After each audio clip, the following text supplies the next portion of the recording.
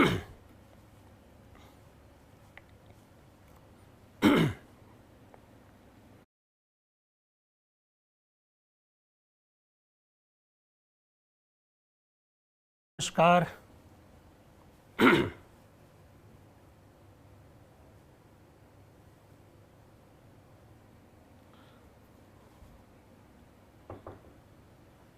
जुड़ चुके हैं ना हम लोग?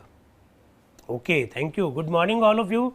दोस्तों, सभी का स्वागत है। और जैसा आप लोग जानते हैं, हमारा जय नारायण व्यास विश्वविद्यालय जोधपुर का नेहरू स्टडी सेंटर एक विशेष प्रकार की कार्यशाला का आयोजन कर रहा है। पिछले 9 दिसंबर से ये कार्यशाला चल रही है। दोस्तों, इस कार्यशाला की जो विशेषता है उस पर कई बार मैं चर्चा कर चुका हूं, लेकिन एक और नई बात भी आप लोगों ने कई बार अनुभूत की होगी कि हम लोग जब इस कार्यशाला का प्रारंभ करते हैं तो एक गेस्ट अपीयरेंस लेकर हम लोग आते हैं, उनका आशीर्वाद हम लोग लेते हैं। तो आज हमारे बीच में राजस्थान विश्वविद्यालय के राजनीति विज्ञान के सहायक आचार्य डॉक्टर केसी समोटा साहब हमारे बीच में हैं। मैं सर आपका हार्दिक स्वागत, हार्दिक अभिनंदन करता हूं। सर आपको मेरी आवाज़ सुनाई दे रही है?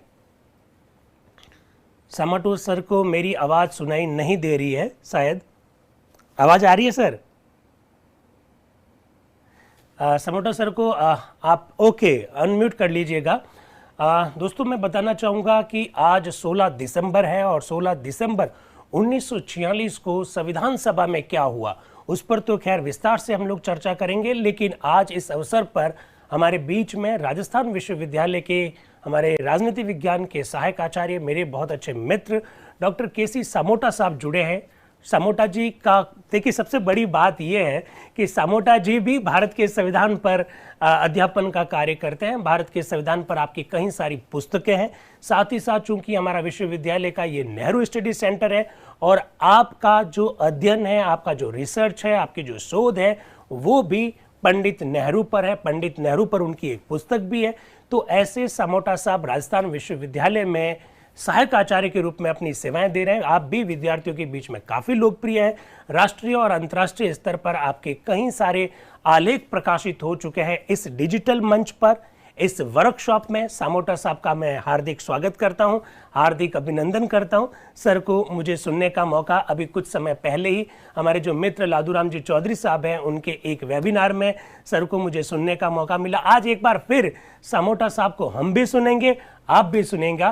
तो डिजिटल मंच पर नेहरू स्टडी सेंटर के इस वेबिनार में आप सभी का हार्दिक स्वागत। अब मैं समोटा सर से निवेदन करना चाहूँगा कि वो आज के हमारी जो ये कार्यशाला जो चल रही है, इसमें विशेषकर जो आज की जो कार्यशाला है उसमें अपना आशीर्वाद प्रदान करें, साथ ही साथ 16 दिसंबर के बारे में भी कुछ चर्चा करें। डॉक्टर समोटा साहब। थैंक यू दिनेश जी, बहुत बहुत धन्यवाद आपका। सभी प्रतिभागियों को मेरी तरफ से सुप्रभात। और नेहरू स्टडी सेंटर जय नारायण व्यास विश्वविद्यालय के प्रति मैं अपना आभार व्यक्त करता हूं। आदरणीय दिनेश जी के द्वारा यह अवसर मुझे प्रदान किया गया है कि मैं प्रतिभागियों के साथ जुड़ूं और संविधान सभा की हूबहू चर्चा, जो वास्तव में नेहरू स्टडी सेंटर और आदरणीय दिनेश जी का उस जोधपुर विश्वविद्यालय का एक सुनहरा और स्वर्णिम कदम है। कुछ समय पहले हमने जब संविधान की साक्षरता के बारे में बात कर रहे थे, तब यह आइडिया दिनेश जी ने हमारे साथ साझा किया और आज उसी विचार मंच पर हम सभी आपस में जुड़े हुए हैं।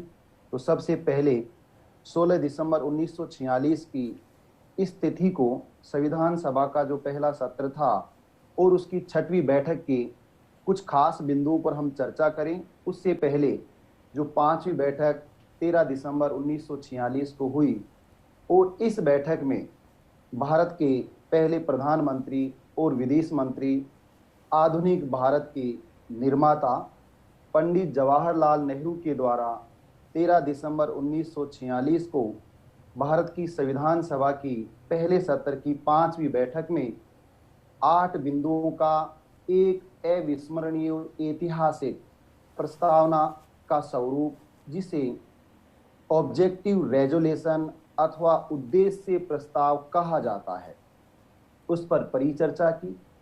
पंडित नेहरू के द्वारा विस्तार से भारत के भावी संविधान की और फ्यूचर इंडिया जो भारत का भविष्य होगा वह कैसा होगा, इस पर विस्तार से परिचर्चा की।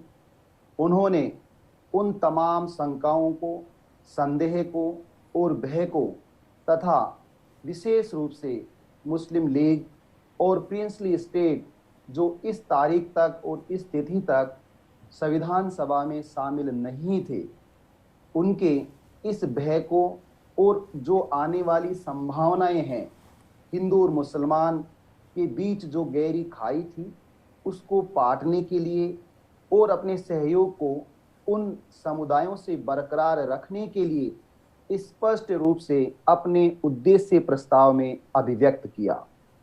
इस रेजोल्यूशन में रिपब्लिक, यूनियन और अन्य ऐसे सॉवरन तथा डेमोक्रेसी जैसे इंपोर्टेंट कीवर्ड्स का यूज किया गया। पुरुषोत्तम दास टंडन के द्वारा इसका समर्थन किया गया। इसके बाद तत्कालीन संविधान सभा के अध्यक्ष डॉक्टर राजेंद्र प्रसाद चेयरमैन के रूप में उन्होंने कहा कि शनिवार को इस संविधान सभा की कार्रवाई नहीं होगी क्योंकि संविधान सभा की विभिन्न समितियां बनाई गई हैं और उन कमेटियों में एक है नियम समिति। रूल्स कमेटी की मीटिंग होगी और उस बैठक के कार्य को पूर्ण करने के लिए संविधान सभा के सदस्यों को समय दिया जाना आवश्यक है। अतः हमारी आगामी जो बैठक है वह 5वीं बैठक को स्थगित करके 16 दिसंबर की तारीख को अपराह्न 3 बजे का समय नियत किया गया। 16 दिसंबर 1946 सोमवार का दिन था और अपराह्न 3 बजे संविधान सभा की पहले सत्र की 6वीं बैठक का आयोजन हुआ। इस बैठक के अंतर्गत सबसे पहले संविधान सभा के अध्यक्ष डॉक्टर राजेंद्र प्रसाद के द्वारा संविधान कक्ष के अंतर्गत 3 बजे यह आह्वान किया गया कि 5वीं बैठक में जिस उद्देश्य प्रस्ताव को पंडित जवाहरलाल नेहरू के द्वारा प्रस्तुत किया गया, उस उद्देश्य प्रस्ताव में जो संशोधन करना चाहते हैं, जो अमेंडमेंट करना चाहते हैं और जो उससे सहमत या असहमत हैं, उन सभी को आमंत्रित किया जाएगा। सबसे पहले 16 दिसंबर 1946 को इस 6वीं बैठक में M.R. जयकर, मुकुंद रामराव जयकर, डॉक्टर जयकर को सबसे पहले आमंत्रित किया गया कि डॉक्टर जयकर नेहरू के उद्देश्य प्रस्ताव में क्या संशोधन चाहते हैं। प्रिय साथियों, सबसे महत्वपूर्ण जो बात है और जो जिज्ञासा का आधार है कि वास्तव में डॉक्टर जयकर जो कि हिंदू महासभा से जुड़े हुए थे, डॉक्टर जयकर जो कि संपूर्ण समिति के सदस्य थे और डॉक्टर जयकर जिन पर कुछ व्यक्तिगत रूप से आरोप भी लगाए गए, डॉक्टर जयकर के द्वारा पंडित नेहरू के रेजोल्यूशन में कुछ ऐसी शंकाएं, कुछ ऐसे संदेह व्यक्त किए गए जिन पर आज भी हमें सोचना चाहिए। जो ऐसे प्रस्ताव और ऐसे शंकाएं और ऐसा डर और ऐसे खतरे जिनके बारे में यदि आज भी हम सोचते हैं तो हमें गहराई तक चिंतन करना पड़ता है। जब नेहरू ने स्पष्ट रूप से उद्देश्य प्रस्ताव में सभी प्रकार की शंकाओं, संदेह और खतरों को अभिव्यक्त कर दिया, उसके बाद भी डॉक्टर जयकर उस दिन संविधान सभा में लगभग 50% से ज्यादा समय तक बोले। कुल 18 वक्ताओं में सबसे ज्यादा एक तरफ डॉक्टर M.R. जयकर थे। तो डॉक्टर M.R. जयकर ने कौन से ऐसे संशोधन रखे जिन पर विवाद भी हुआ और डॉक्टर जयकर क्यों मुस्लिम लीग का पक्ष ले रहे थे, क्यों उन्होंने संविधान सभा के संवैधानिक सलाहकार B.N. राव को कोट किया। इसका मतलब है M.R. जयकर की शंकाओं पर थोड़ा सा हम प्रकाश डालें, उसके बाद आगे बातचीत करेंगे। Doctor M.R. जयकर के द्वारा सबसे पहले पंडित मोतीलाल नेहरू और उनके द्वारा नेशनल मूवमेंट में दिए गए योगदान को याद किया गया। उनके पुत्र पंडित जवाहरलाल नेहरू के द्वारा प्रस्तुत किए गए उद्देश्य प्रस्ताव को एक ऐतिहासिक कदम बताया और उनकी बेटी जो संयुक्त राष्ट्र संघ में एक भारतीय प्रतिनिधित्व के रूप में शामिल हो रही थी उसका जिक्र भी किया गया। विजय लक्ष्मी पंडित जो 17 दिसंबर को संविधान सभा में शामिल हुई। इसके बाद जयकर के द्वारा अपनी उन शंकाओं को व्यक्त किया गया। चेयरमैन को संबोधित करते हुए जयकर ने कहा कि जो यूनियन का संविधान हम बनाना चाहते हैं, क्या उस यूनियन के संविधान को भारत के देशी राज्यों पर लागू किया जाएगा? क्या मुस्लिम लीग जिसने 9 दिसंबर 1946 की पहली बैठक को संविधान सभा का बायकॉट कर दिया है, उस मुस्लिम लीग की उपस्थिति के बिना क्या जो संविधान बनेगा वो उन पर लागू होगा? तो 4 इसमें की इश्यू उनकी थे कि हमें संविधान सभा में कुछ ऐसी डिफिकल्टीज और परेशानियां और बाधाएं आएंगी यदि भले ही वो कांग्रेस के टिकट पर जीत कर आए हैं, परंतु उनको नजरअंदाज नहीं किया जाना चाहिए। नंबर 1, प्रिंसली स्टेटों का, देशी रियासतों का प्रतिनिधित्व नहीं है। जो वार्तालाप समिति बनाई जानी है उसकी वार्ता देशी रियासतों के प्रतिनिधियों से नहीं हुई है। ऐसे देशी रियासतों के प्रतिनिधि यूनियन संविधान में शामिल नहीं होंगे। दूसरा बिंदु था मुस्लिम लीग जो कि एक बड़ा राजनीतिक दल था। यदि मुस्लिम लीग मोहम्मद अली जिन्ना के नेतृत्व में संविधान सभा में भाग नहीं लेगा तो जो संविधान सभा बनाएगी या नेहरू के उद्देश्य प्रस्ताव को स्वीकार किया जाएगा तो उस मुस्लिम लीग या मुस्लिम बाहुल्य प्रांतों पर वह संविधान लागू नहीं होगा। ऐसा वो क्यों कह रहे थे, इस पर विस्तार से दिनेश जी चर्चा करेंगे कि वास्तव में जब ग्रुप की बात आती है कि 3 ग्रुप जो कैबिनेट मिशन 16 मई 1946 की जो कैबिनेट मिशन का प्रपोजल है, रिकमेंडेशन है, उसमें हिंदू बाहुल्य प्रांत ए कैटेगरी, सिख और मुस्लिम बाहुल्य प्रांत तथा हिंदू मुस्लिम और सिखों वाले प्रांत ए कैटेगरी के प्रांत, बी ग्रुप के प्रांत और सी ग्रुप के प्रांत।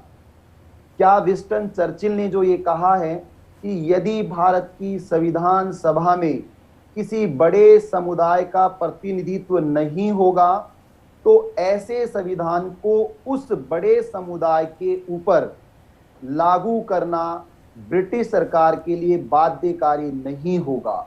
इसका सीधा सा संकेत जयकर का इस तरफ था कि हमें मुस्लिम लीग को संविधान सभा में शामिल होने का अवसर देना होगा। हमें इंतजार भी करना होगा कि मुस्लिम लीग संविधान सभा में शामिल हो सके। यद्यपि गोविंद वल्लभ पंत का यह कहना है कि हम कब तक मुस्लिम लीग का इंतजार करें, क्या वह संविधान सभा में आएगा या नहीं आएगा। और जिस माइनॉरिटीज की वो बात कर रहे हैं और जो बहुसंख्यक समुदायों की बात कर रहे हैं वह नेहरू के प्रस्ताव में ऑलरेडी मेंशन किया गया है, तो अलग से उसकी आवश्यकता नहीं है। जयकर के द्वारा 17 से 18 बार ये प्रश्न बार बार उठाया गया कि भले ही आप इसे स्वीकार करें अथवा नहीं करें, लेकिन मेरा जो मुख्य मुद्दा है वह यह है कि संविधान सभा उद्देश्य प्रस्ताव को पारित करे उससे पहले संविधान सभा को कैबिनेट मिशन के ऑर्डर ऑफ लॉ के बारे में ध्यान रखना चाहिए। इसी के साथ कि कैबिनेट मिशन की अनुशंसाओं को भी ध्यान में रखे। सरदार वल्लभ भाई पटेल ने यह आश्वासन दिया कि उद्देश्य प्रस्ताव को पारित करने से पहले उनकी सभी शंकाओं पर और संदेह पर हम विचार करेंगे। हम उद्देश्य प्रस्ताव को इन बाधाओं के साथ पारित नहीं करेंगे। परंतु फिर भी जयकर बार बार यही कहते रहे कि मेरा इंटरप्रिटेशन और मेरी डिफिकल्टीज के बारे में ये संदेह जरूरी है कि मुस्लिम लीग, माइनॉरिटीज कम्युनिटी और देसी रियासतों के बारे में संविधान सभा में निर्णय हो और इस डिसीजन के बाद ही आप संविधान सभा में उद्देश्य प्रस्ताव को स्वीकार कर सकते हो। सबसे ध्यान देने वाली और आश्चर्यचकित करने वाली बात यह है कि इस दिन पंडित जवाहरलाल नेहरू के द्वारा अभिव्यक्तव्य नहीं दिया गया, एक शब्द भी उनके द्वारा नहीं बोला गया।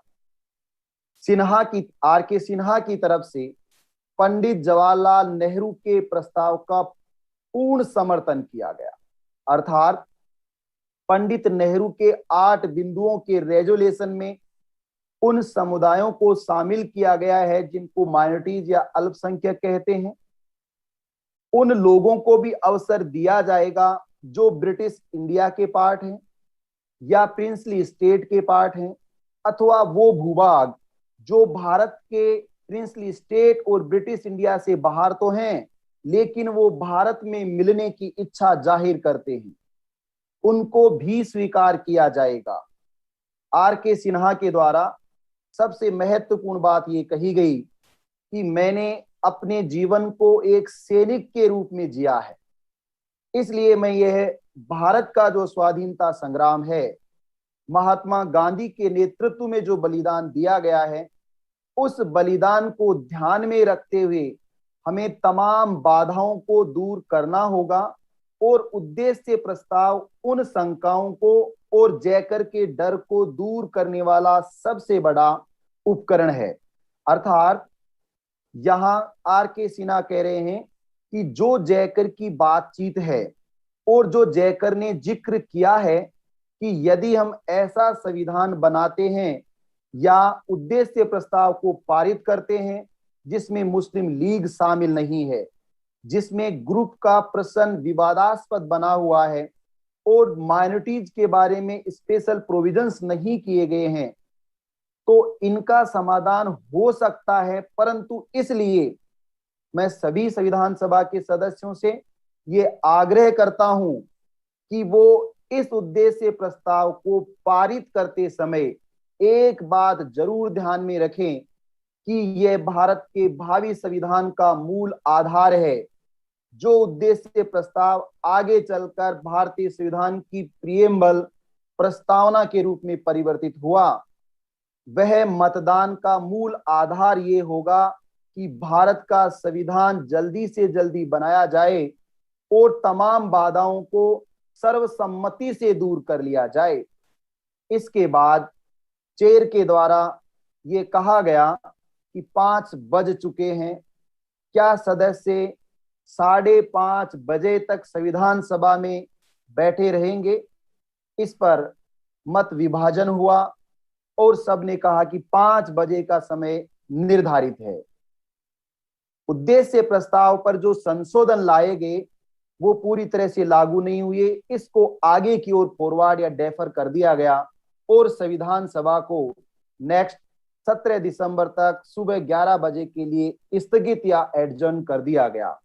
तो इस 16 दिसंबर 1946 की संविधान सभा के अगर हम की क्वेश्चन की बात करें तो ग्रुपिंग का प्रश्न क्या था, ABC ग्रुप क्या थे, कैबिनेट मिशन की कौन सी ऐसी अनुशंसाएं थी जिनसे M.R. जयकर को आपत्ति थी और M.R. जयकर भारत में एक रिबेलेशन की बात क्यों कह रहे थे कि सिविल वार हो जाएगा, इसलिए मुस्लिम लीग को अवसर दिया जाना ही चाहिए। ये सब जो शंकाएं हैं उनके बारे में जानने के लिए आप जुड़े रहिए मेरे आदरणीय बड़े भाई साहब दिनेश जी के साथ, जो इस दिन की संविधान सभा की कार्रवाई पर विस्तार से और वर्ड टू वर्ड परिचर्चा करेंगे। आप सभी का मेरी तरफ से बहुत बहुत धन्यवाद और नेहरू स्टडी सेंटर तथा दिनेश जी का तहे दिल से आभार और साधुवाद। Thank you very much sir.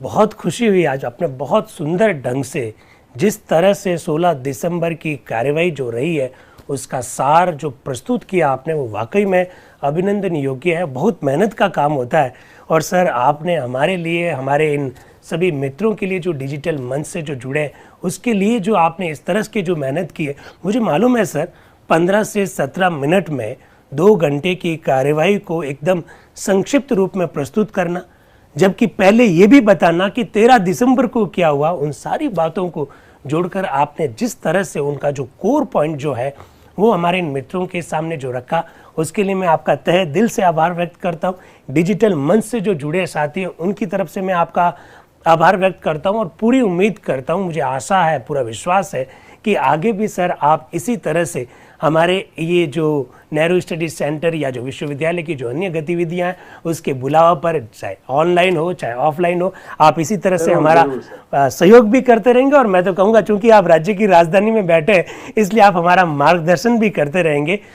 तो साथियों, मैं आपकी ओर से और मेरी ओर से विश्वविद्यालय की ओर से सामोटो साहब का बहुत बहुत आभार व्यक्त करता हूँ। Thank you very much sir. अब साथियों, हम लोग बात करेंगे 16 दिसंबर 1946 को संविधान सभा में जो कुछ हुआ। मार्गदर्शन सामोटा जी ने हमारा कर दिया है कि किस तरह से जो मोटी मोटी बातें हैं उस पर चर्चा हुई थी।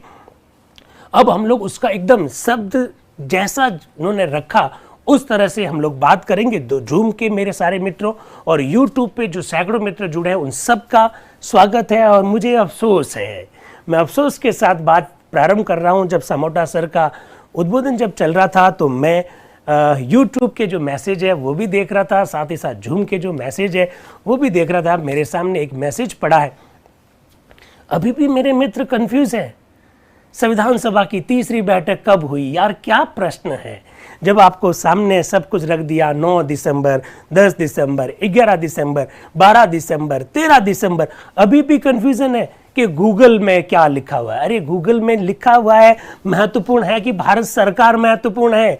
भारत सरकार महत्वपूर्ण है या गूगल महत्वपूर्ण है?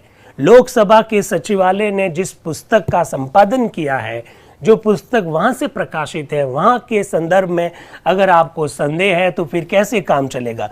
इन्हीं सारे संदेहों को तो दूर करने के लिए हम हमेशा एक पॉलिटिकल साइंस के या इस विषय में जो रुचि रखने वाले जो लोग हैं उनको एक गेस्ट के रूप में बुलाते हैं। आज सामोटा सर ने हमारा मार्गदर्शन किया। अब मैं चर्चा कर रहा हूं 16 दिसंबर को क्या हुआ उस विषय पर। साथियों, जैसा सामोटा सर ने 13 दिसंबर की तस्वीर भी आपके सामने रखी कि किस तरह से पंडित जवाहरलाल नेहरू ने लक्ष्य मूलक प्रस्ताव यानी उद्देश्य मूलक प्रस्ताव रखा। इसके बाद में पुरुषोत्तम दास टंडन साहब का एक बड़ा शानदार उद्बोधन हुआ। आज क्या होगा 16 दिसंबर को? 14 दिसंबर और 15 दिसंबर 1946 को संविधान सभा की कोई बैठक नहीं हुई, लेकिन 14 दिसंबर को हमारी वार्ता जरूर हुई। हम लोग कुछ समय के लिए जरूर जुड़े थे। 15 दिसंबर को मैं आपसे बात करने में सफल नहीं हो पाया। 15 दिसंबर को हमारी कोई चर्चा नहीं रही। आज 16 दिसंबर चर्चा करते हैं शुरू। वार सोमवार है, 16 दिसंबर सन 1946। भारतीय संविधान सभा के वाद विवाद की सरकारी रिपोर्ट हिंदी संस्करण। और आज लक्ष्य संबंधी प्रस्ताव, उद्देश्य मूलक जो प्रस्ताव है, लक्ष्य मूलक जो प्रस्ताव है उस पर चर्चा होगी। जैसा सामोटो सर ने कहा, बहुत ढंग से M.R. जयकर साहब, 16 दिसंबर को जो चर्चा होगी इसमें सबसे ज्यादा अगर चर्चा में भाग लेने का अवसर मिला तो वो M.R. जयकर साहब का है। पूरे जो 2 घंटे की जो चर्चा है उसमें आधी से ज्यादा जो चर्चा है वो M.R. जयकर साहब ने की है। M.R. जयकर साहब के नाम से आप पहले से परिचित हैं, लेकिन आपको मैं यहाँ फिर कुछ बातें बता देता हूँ। फेडरल कोर्ट जो बना था हमारा, जो 1937 में अस्तित्व में आया था, 1935 के भारत शासन अधिनियम के तहत इसका गठन हुआ था, 1950 तक अस्तित्व में रहा था। उस फेडरल कोर्ट में जज रह चुके हैं M.R. जयकर साहब। और जैसा सामोटा सर ने कहा, आपका संबंध हिंदू महासभा से था, यानी बैकग्राउंड किससे था वो बात आपको समझ में आ गई। लेकिन वो कांग्रेस के टिकट पर संविधान सभा के सदस्य बने थे। M.R. जयकर साहब चूंकि विधि के विशेषज्ञ हैं, वो क्या विचार व्यक्त कर रहे हैं और आप अंदाज लगाइएगा कि उनके जो विचार है उसके पीछे उनके लॉजिक क्या है, उनके तर्क क्या है। तो जरा देखें, सोमवार 16 दिसंबर 1946 संविधान सभा की बैठक कॉन्स्टिट्यूशन हॉल नई दिल्ली में प्रारंभ हुई। डॉक्टर राजेंद्र प्रसाद के सभापति में प्रारंभ हुई। अब सभापति जी सबसे पहला स्टेटमेंट बोलते हैं। जो प्रस्ताव 13 दिसंबर को उपस्थित किया गया था उस पर हम अब आगे बहस करते हैं। प्राप्त संशोधनों की संख्या बहुत लंबी है, बहुत सारे संशोधन आए थे, पर मैं समझता हूं उनमें से सभी पेश किए जाएंगे, ये सही नहीं है। अब मैं डॉक्टर जयकर से कहूंगा कि वे अपना संशोधन पेश करें। M.R. जयकर साहब पंडित जवाहरलाल नेहरू के द्वारा जो उद्देश्य प्रस्ताव रखा गया उस पर अपने विचार व्यक्त कर रहे हैं और बड़े सुंदर से विचार है। मैं बहुत सारी बातों को उदाहरण दे दे के भी समझाऊंगा। M.R. जयकर साहब बंबई से हैं और जनरल है। बंबई का मतलब भी जानते हैं आप और जनरल का मतलब भी अब तो कम से कम जानते हैं। सभापति महोदय और मित्रों, अपना संशोधन करने से पहले मैं चंद शब्द उस सुंदर स्टेटमेंट की प्रशंसा में कहना चाहता हूं जो प्रस्ताव उपस्थित करते हुए पंडित नेहरू ने दिया। उनकी स्पष्टता, उनकी विनयशीलता और उनकी गंभीरता सभी प्रभाव उत्पादक थे। स्टेटमेंट सुनते समय मेरा ध्यान अतीत के उन दिनों की ओर गया जब यहां से कुछ ही गज की दूरी पर उनके प्रसिद्ध पिता स्वर्गीय मोतीलाल नेहरू के नेतृत्व में हम कानूनी युद्ध का संचालन करते थे। साथियों, आप लोग जानते हैं पंडित जवाहरलाल नेहरू के पिता मोतीलाल नेहरू देश के नाम माने हुए वकील हुआ करते थे और M.R. जयकर साहब भी वकील थे। इसलिए वो कह रहे हैं कि कुछ ही दूरी पर हम मोतीलाल नेहरू जी को सुनते थे, कानूनी मामलों में उनके द्वारा जो विचार व्यक्त किए जाते थे उनको सुनते थे। इस महती सभा की तुलना में वह वाग युद्ध आज बड़ा अवास्तविक और छोटा मालूम पड़ता है। मैं सदा ही पंडित मोतीलाल नेहरू का बड़ा भाग्यशाली समझता था।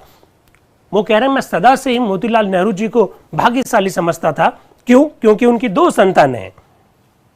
एक पंडित जवाहरलाल नेहरू जो इस महती सभा के पथ प्रदर्शक एवं प्राण है, इस सभा के पथ प्रदर्शक है, वो प्राण है। साथियों, आप लोगों से यह वादा किया गया था कि इस संविधान सभा के संदर्भ में और संविधान के निर्माण में जिन लोगों का योगदान है, उस योगदान के संदर्भ में यदि किसी भी प्रकार का कोई कंफ्यूजन है, किसी भी प्रकार की कोई भ्रांति है, किसी भी उपाधि, किसी भी उपमा के संदर्भ में आपको किसी भी प्रकार का कोई संदेह है, उन सारे संदेहों को दूर करेंगे। M.R. जयकर साहब पंडित नेहरू जी के लिए क्या कह रहे हैं? पंडित जवाहरलाल नेहरू जो इस सभा के पथ प्रदर्शक हैं एवं प्राण हैं। दूसरी उनकी गौरवशालिनी पुत्री जिन्होंने न्यूयॉर्क में सम्मिलित राष्ट्र संघ की बैठक में महती विजय प्राप्त की है। वो मोतीलाल नेहरू के दोनों संतानों के बारे में चर्चा करते हुए ऐसा कह रहे हैं। फिर वो कह रहे हैं मैं अपना संशोधन पढ़कर सुनाऊं, मैं एक गलतफहमी दूर कर देना चाहता हूं जो मेरे संशोधन के संदर्भ में पैदा हो गई है। उन्होंने कहा कि जब से मैंने संशोधन रखने का प्रस्ताव रखा है तब से मेरे बारे में गलतफहमी फैलाई जा रही है, तो सबसे पहले मैं उस गलतफहमी को दूर करूंगा कि मैं यह संशोधन प्रस्ताव क्यों लेकर आया हूं। मेरे कई प्रसिद्ध और स्नेही मित्रों ने मिलकर मुझे गंभीरतापूर्वक यह समझाया कि मुझे अपना संशोधन नहीं पेश करना चाहिए। मेरे बहुत सारे अच्छे मित्रों ने मुझे सीरियसली यह समझाया कि तुम्हें अपना संशोधन पेश नहीं करना चाहिए। मुझे लगता है कि उनको कोई गलतफहमी है, मैं उस गलतफहमी को पहले दूर करूंगा, फिर अपना प्रस्ताव रखूंगा और उसके बारे में अपना वक्तव्य दूंगा। वो कह रहे हैं मैं संशोधन क्यों पेश करना चाहता हूं, उसको लेकर जो भी गलतफहमियां हुई है उन्हें मैं दूर कर देना चाहता हूं। यह कहा गया कि संशोधन से इस सभा में फूट पड़ जाएगी, जो वर्तमान समय में बहुत बुरी बात होगी। मुझे बार बार यह कहा जा रहा है कि इस संशोधन को मत रखो, इस संशोधन को रखोगे तो संविधान सभा में फूट पड़ जाएगी, जो कि बहुत खतरनाक बात होगी। जब आप मेरा स्टेटमेंट सुनेंगे तो आशा है कि आप इससे सहमत होंगे कि यह संशोधन फूट पैदा करने की गरज से पेश नहीं किया गया और ना इस तरह से फूट पैदा होगी। वो कह रहे हैं कि पहला मेरा स्टेटमेंट सुन लीजिएगा, मैं जब अपनी बात को रख दूं तो एकदम बिल्कुल स्पष्ट हो जाएगा कि मेरा उद्देश्य कहीं से भी फूट पटकना नहीं है और ना ही फूट पड़ेगी, मैं ऐसा आपको श्योर कर देता हूं। जैसे मेरे मित्र समझते हैं, कुछ लोगों ने यह कहा कि मैं जानबूझकर मुस्लिम लीग को संतुष्ट करने के लिए ऐसा कर रहा हूं। यदि इस सभा के श्रम को सफलीभूत करने के लिए यह आवश्यक है तो मैं इसमें कतई कोई क्षति नहीं देखता। एक मित्र ने तो यहां तक कह दिया कि मैं मिस्टर चर्चिल का समर्थन कर रहा हूं। कमाल कर रहे हो यार, मेरा स्टेटमेंट सुना नहीं, मैंने तो अभी जस्ट संशोधन रखा है, मेरा स्टेटमेंट आपने सुना नहीं है। उससे पहले ही कुछ लोग कह रहे हैं कि मैं संविधान सभा में फूट पड़वाना चाहता हूं, कुछ लोग कह रहे हैं कि मैं मिस्टर चर्चिल का समर्थन कर रहा हूं। उस विश्वविख्यात चर्चिल का जिसकी कलई खोलने की कोशिश मैंने राउंड टेबल कॉन्फ्रेंस में की थी। जब राउंड टेबल कॉन्फ्रेंस हुई थी, उस राउंड टेबल कॉन्फ्रेंस में मैंने मिस्टर चर्चिल की कलई खोल दी थी और आप मुझे कह रहे हैं कि मैं उसका समर्थन कर रहा हूं। कमाल कर रहे हो। इसकी किंचित मात्र संभावना नहीं है कि मैं मिस्टर चर्चिल का किसी भी तरह से समर्थन करूं। एक संभावना ही नहीं है, किंचित भी संभावना नहीं है कि मैं कभी चर्चिल का समर्थन भी कर सकता हूं। कुछ लोगों ने यह कहकर कि मैं जीवन भर हिंदू हितों का हामी रहा हूं, पर अब मुसलमानों का समर्थन करना और उन्हें संतोष देना चाहता हूं, मेरी भावना को उत्तेजित किया है। कुछ लोगों ने मुझे यहां तक कहा है कि मैं आज तक हिंदू हितों का समर्थन करता रहा हूं और अब अंत में आकर मैं मुसलमानों का समर्थन करने लग गया हूं, इससे मैं बहुत उत्तेजित हो गया हूं इस बात से, ऐसा वो कह रहे हैं। उत्तर में मैंने कहा कि इन दोनों में मुझे कोई परस्पर विरोध नहीं दिखाई देता है। हिंदू हितों का मैं समर्थक हूं, इसका यह अर्थ नहीं है कि मैं दूसरे संप्रदाय के उन हितों पर कुठाराघात करूं जिन्हें मैं जायज समझता हूं।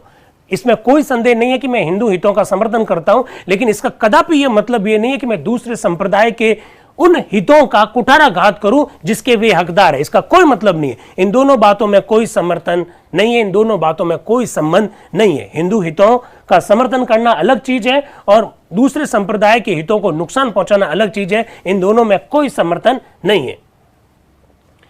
फिर वो कह रहे हैं, संशोधन उपस्थित करने में मेरा वास्तविक उद्देश्य यह है कि इस सभा को नाकाम होने से बचाना है।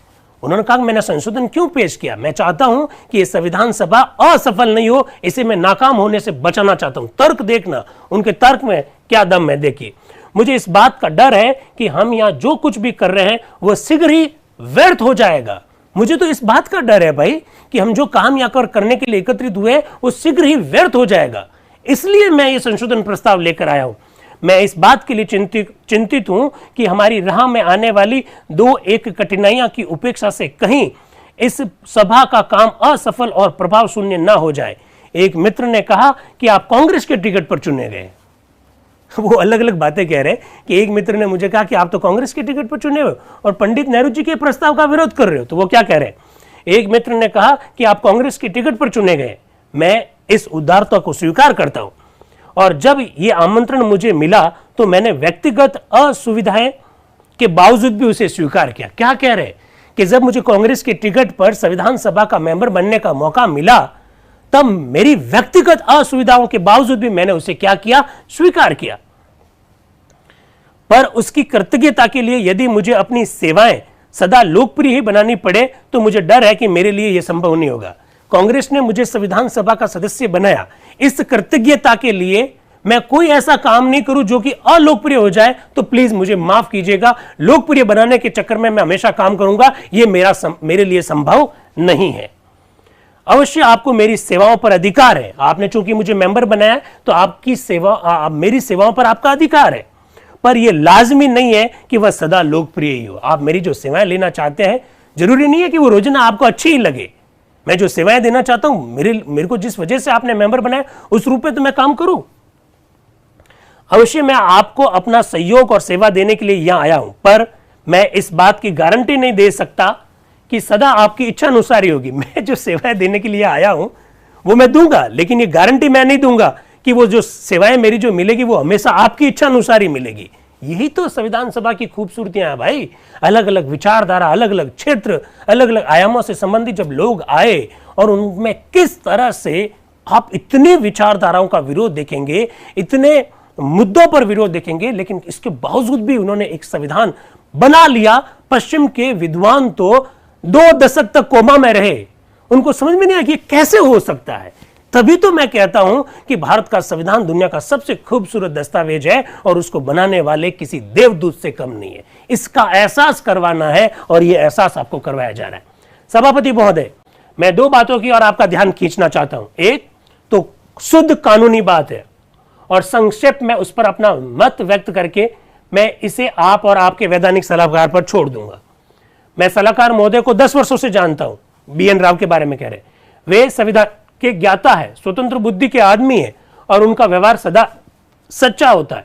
मैं तो कहूंगा वह हमारे लिए बड़ी सुविधा की बात है कि सर BN राव सरीखे योग्य संविधान वेता की हमें मदद मिल रही है और मुझे रंच मात्र भी संदेह नहीं है कि जो बात मैं कह रहा हूं उस पर वे पूरा ध्यान देंगे। मैं एक वैधानिक आपत्ति, पॉइंट ऑफ ऑर्डर की तरह बात नहीं उठा रहा हूं। मैं कोई पॉइंट ऑफ ऑर्डर की बात नहीं कर रहा हूं, मैं कोई व्यवस्था से जुड़ा हुआ प्रश्न नहीं उठा रहा हूं, मैं एक कानूनी बात उठा रहा हूं, बल्कि राह की कानूनी कठिनाइयों के लिए बताने के लिए कह रहा हूं। मुझे इसमें संदेह नहीं है कि जो भी समय हमारे पास है उसमें आप इस पर अच्छी तरह से गौर करेंगे और जैसा उचित समझे फैसला देंगे। जो बात मैं कहना चाहता हूं वह यह है कि इस संविधान सभा की प्रारंभिक बैठक में इस स्थल पर संविधान के बुनियादी प्रश्नों पर विचार नहीं किया जा सकता।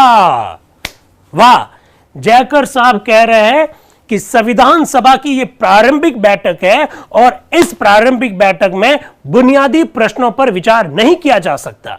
बुनियादी प्रश्नों पर विचार नहीं करने का मतलब है ऐसी बातों पर विचार नहीं किया जा सकता जिन बातों से भारत के संविधान का स्वरूप तय होगा। यह प्रारंभिक बैठक है, इस प्रारंभिक बैठक में आप बुनियादी प्रश्नों पर विचार मत कीजिए। ऐसा वो क्यों कह रहे? वो कह रहे पंडित नेहरू ने भी मंजूर किया कि यह प्रस्ताव संविधान की बुनियादी बातों को स्पष्ट करने के अभिप्राय से रखा गया। पंडित नेहरू जी का भाषण देखा, उनका स्टेटमेंट देखा और पंडित नेहरू जी ने भी ये इस बात को स्वीकार किया कि जो वो प्रस्ताव वे लेके आ रहे हैं उससे संविधान की बुनियाद तय होगी। पर मैं ये कह रहा हूं कि बुनियादी बातों को अभी इनिशियल स्टेज में तय नहीं किया जा सकता। अगर आप इसकी छानबीन करें तो एक बार पढ़ने से ही आपको यह मालूम हो जाएगा कि बहुत सी बातें जिनका प्रस्ताव में उल्लेख है संविधान के सिद्धांतों से संबंध रखती है। उदाहरण के लिए मैं आपको बताना चाहता हूं, आप एक गणतंत्र की स्थापना करना चाहते हैं, आप एक यूनियन की स्थापना करना चाहते हैं, ये सब बुनियादी बातें हैं भाई। और इन बुनियादी बातों का अभी से आप निर्धारण कर लो कि गलत बात है। इनिशियल स्टेज में बुनियादी बातों पर विचार नहीं करना चाहिए, ऐसा जयकर साहब कह रहे हैं। और वो उदाहरण देकर कह रहे हैं, देखिए आप गणतंत्र रिपब्लिक की स्थापना करना चाहते हैं, आप यूनियन की स्थापना करना चाहते हैं। अब रिपब्लिक होना चाहिए, मोनार्की होनी चाहिए, डेमोक्रेसी होनी चाहिए, ये तो बाद में तय करेंगे। भारत यूनियन होना चाहिए, फेडरेशन होना चाहिए, ये सब बुनियादी बातें बाद में तय करनी चाहिए, अभी नहीं करनी चाहिए। फिर वो कह रहे हैं इसमें वर्तमान सीमाओं का तथा प्रांतीय अधिकारियों के अधिकारों पर चर्चा की गई है। इसमें अवशिष्ट अधिकारों का, अल्पसंख्यकों के अधिकारों का और बुनियादी हकों का जिक्र किया गया।